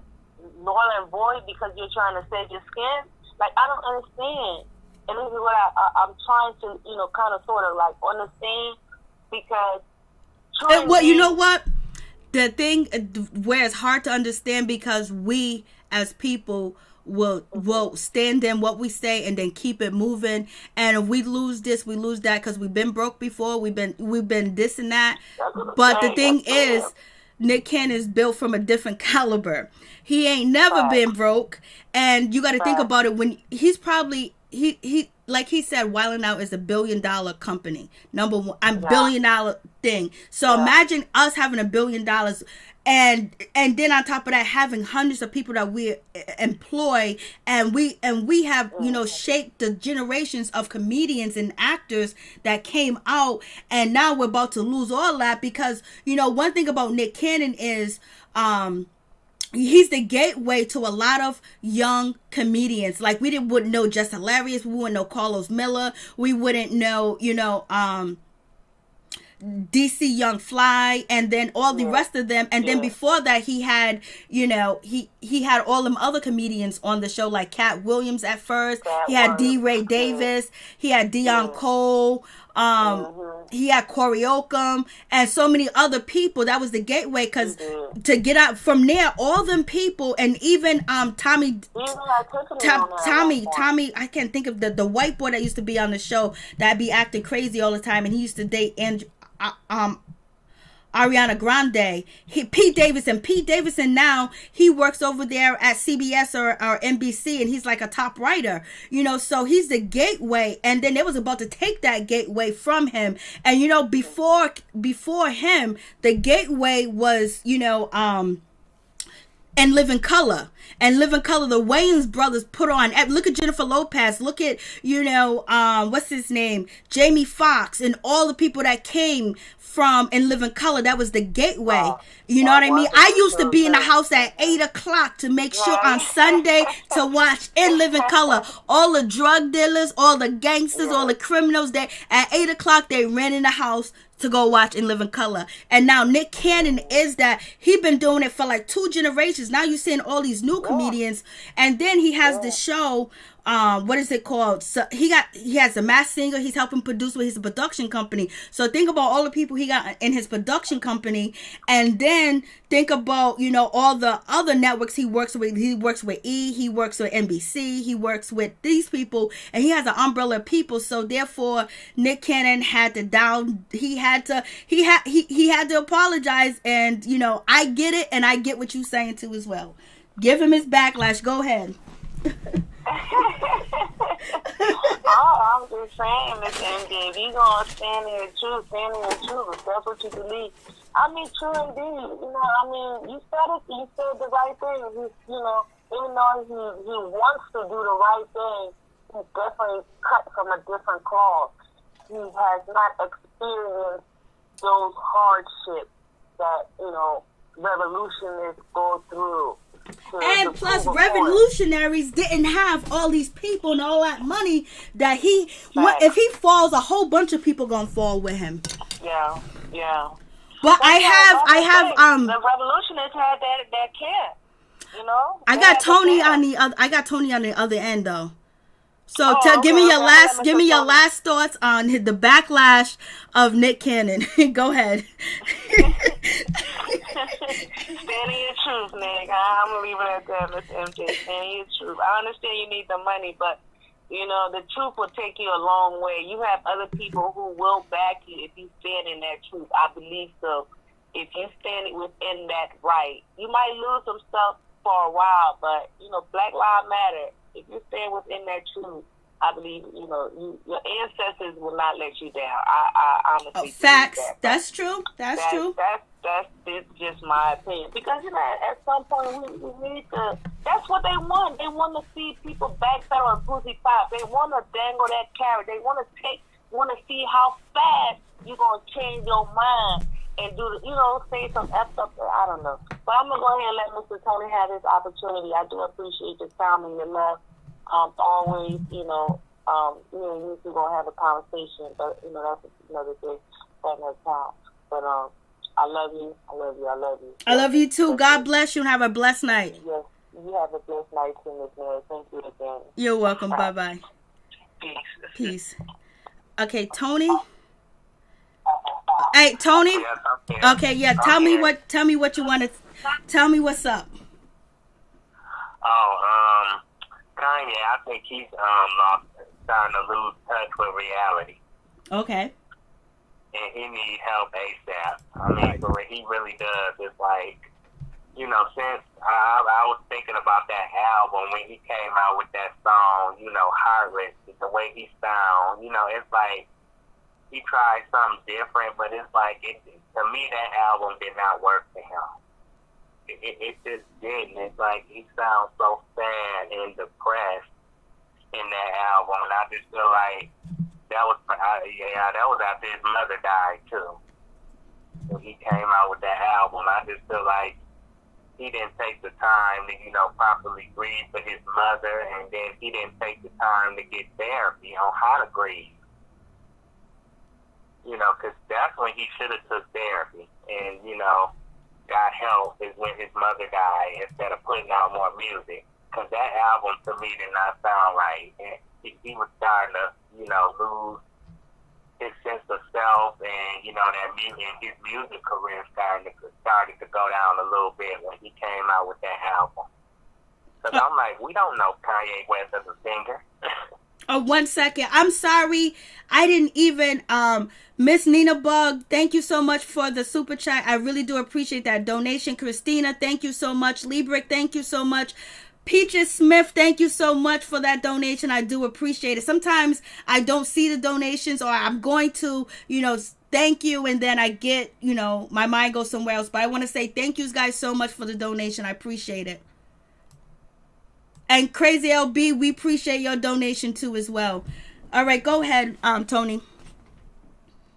Yeah, I was just saying that he lost touch, and then his situation got worse when he got with Kim. I just felt like, to me, I felt like she knew. I think she kind of knew that he was mentally unstable. I mean, she had to know something was like off with him. She knew that he wasn't no normal man, the man that he used to be. I just felt like she looked at him as a money bag and was like, you know what, I'm going to get with him. You know what I'm saying? He ain't like the other men that I done had, that I can, that had as much money, or he got more money than them. And mentally, if he wanted to leave me, I don't think he can leave me, because I'm going to, lock my hooks into him. And I feel like she took advantage, of his situation, and married him. And she wanted to, I don't know, a part of me thinking that she might have trapping him with those kids. Or maybe you might be right about that, because he said he wanted to have the A, and Kim said no, and she kept it, and he cried. So when she first got pregnant, I don't think he was here for it. No. I think that's what he said when he did the when he said that he was going to. He said that Kim made him keep the baby or whatever, something like that. I believe that's what he said. But you can keep on. Let me see if I can find it. Go ahead, Tony. So I'm saying that I think you're right, because he didn't want the baby at first, because maybe he felt like maybe he was being trapped. So I'm just saying that maybe you do have a point with that. That's what I believe. I believe she trapped him with that baby, because she know that he's the richest man that she's ever been with, and the other men, they wasn't gonna let her trap them with no baby, because they was mentally stable. And at the time, but since they had her, they ain't necessarily been the same. Don't seem like, because Reggie Bush got a look-alike like her. And then Chris Humphries, you don't hear about him no more. And then Ray J, he been a cheater. He with Princess, but he don't know how to value or treat her, the way that she needs to be treated. And, and the list goes on. They said Nick Cannon had slept with her, too. Well, Nick Cannon said he did. Nick Cannon, Bow Wow, and all the people that comes on the Wild 'N Out show back in the day, they all bragged about having Kim. Yeah, you see how they are. You see how nuts they are. Well, Nick ain't nuts, but you see, what I'm saying? For some reason, based on his opinion that he had on that broadcast, which I think he should have let his guests, speak those thoughts, instead of him. His guests should have been talking more, and he could have been the interviewer. But, that's for another day. But, just like Kanye, when he came out with that album, with that song Heartless on there, that's when I think that his music career started to tank a little bit. That's when he should have got help then. And if he would have got the help and the therapy that he needed then, I think he would be better off. I don't think he would even look twice at. He would have looked twice at Kim. Especially with the first woman that he was with before, Amber Rose and Kim. She was like an educated woman. But 1 second, let's listen to this. See if he says it here. I just want to see if I'm right. When Harriet Tubman, let's see if he says it. And she said, "We're gonna have this baby." I said, "We're gonna."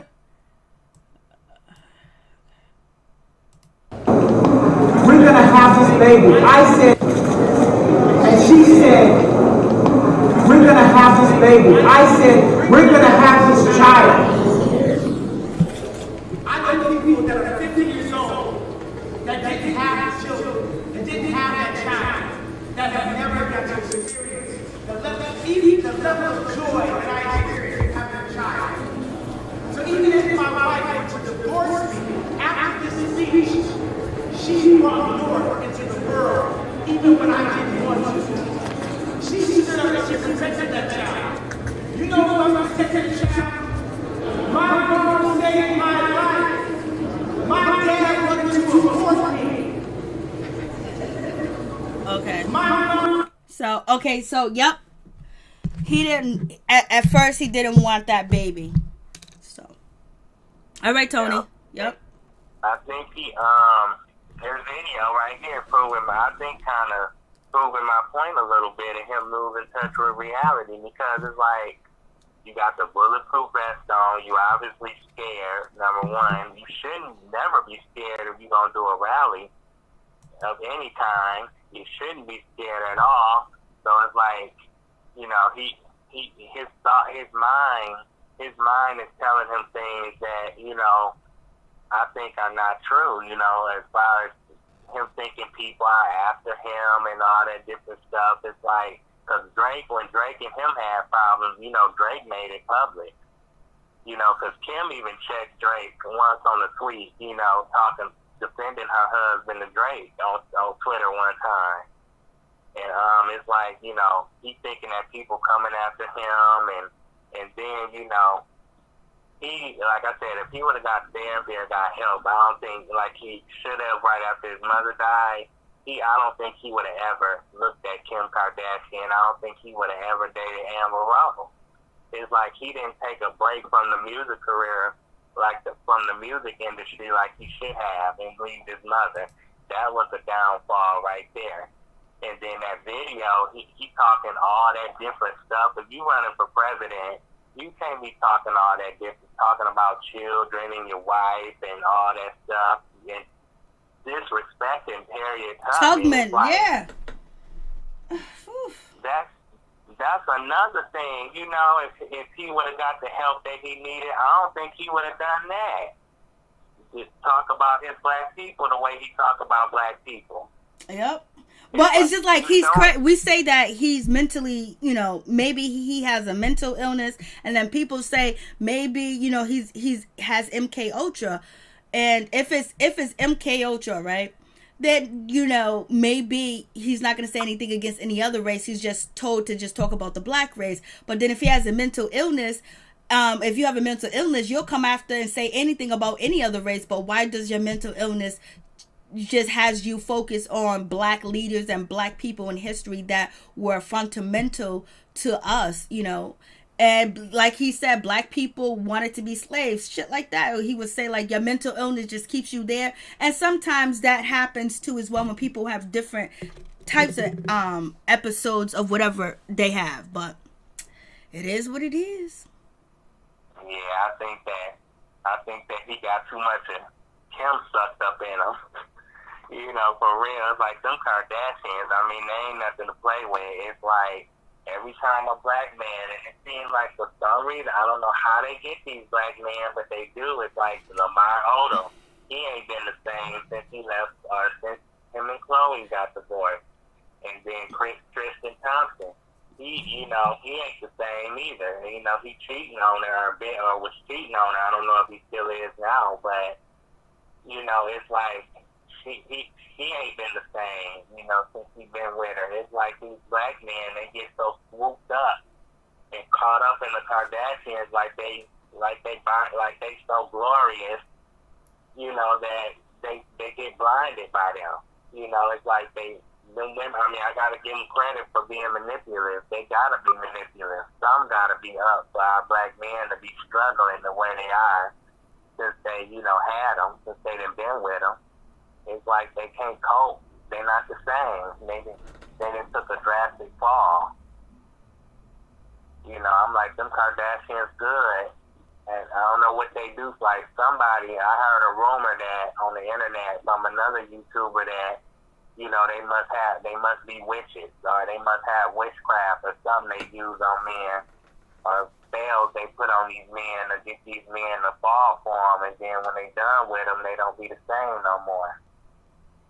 I believe something is going on, because it's like any other woman, you can be with a woman and then you can bounce back and get with somebody else just as good or better. But it's like a lot of the men that have been with the Kardashians, like they can't move on like that. They can't get with any woman that's better or do any better in their lives. They struggling.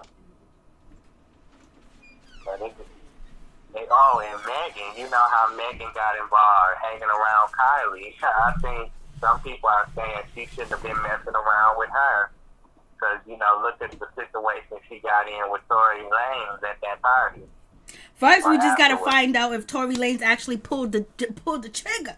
That's what we got to find out. I think he did something to her. I do. I really, really do. Because who else? I mean, why would they find a weapon in his car? That's probably his gun. Wouldn't nobody else take his gun? It's his tool. It's his tool. It's his tool. If it's his gun, I don't think his nobody tool. else Say tool. Say tool, because they were demonetized for saying that. Tool. It's his tool. Okay. But yeah, I ain't gonna talk about her, but I'm just saying, you know, people that have been around them just seem like they ain't the same. And it's like, you know, and Candace, I said earlier in the chat that Candace Dillard from the Real Housewives of Potomac, she talked about Kim and her family like a dog. Yeah, she just wants attention. She just wants attention, and I wasn't giving it to her. Yeah, but I think she made a lot of solid points though when she was talking about them. You know, I'm like, Candace, baby, you better watch out. And, well, first of all, Candace, make sure your husband got a job and make sure he's taking care of his kids that we ain't never seen on the show and he ain't never seen in years. So, like, you know, before you throw stones, make sure you don't live in a glass house. I know, because I'm like, them Kardashians, if they get a hold of that video, what she's saying, they might see if they can, you know, they don't really like people talking about their reputation now, disrespecting them. You see how they had Wendy Williams apologize, and now from now on, she was reporting nice stories on them. That's why I said, Chris, she's smart. She taught them girls pretty well, you know, how to get the money, get the bag. Any way they can get it, you know. Even I don't know if she approved of Kim and that sex tape, but I know she probably didn't approve of it. Act like she didn't approve, but eventually, you know, you see how Kim's career has progressed since then, so she don't care about that no more.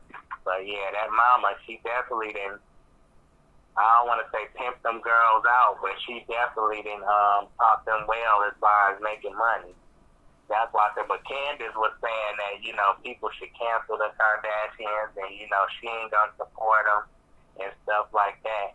And I used to watch that show at the beginning, like a couple of seasons, but then I started to just not watch them no more because I got sick of all that crying and all that complaining and all that. So I'm like, come on, why are y'all on TV?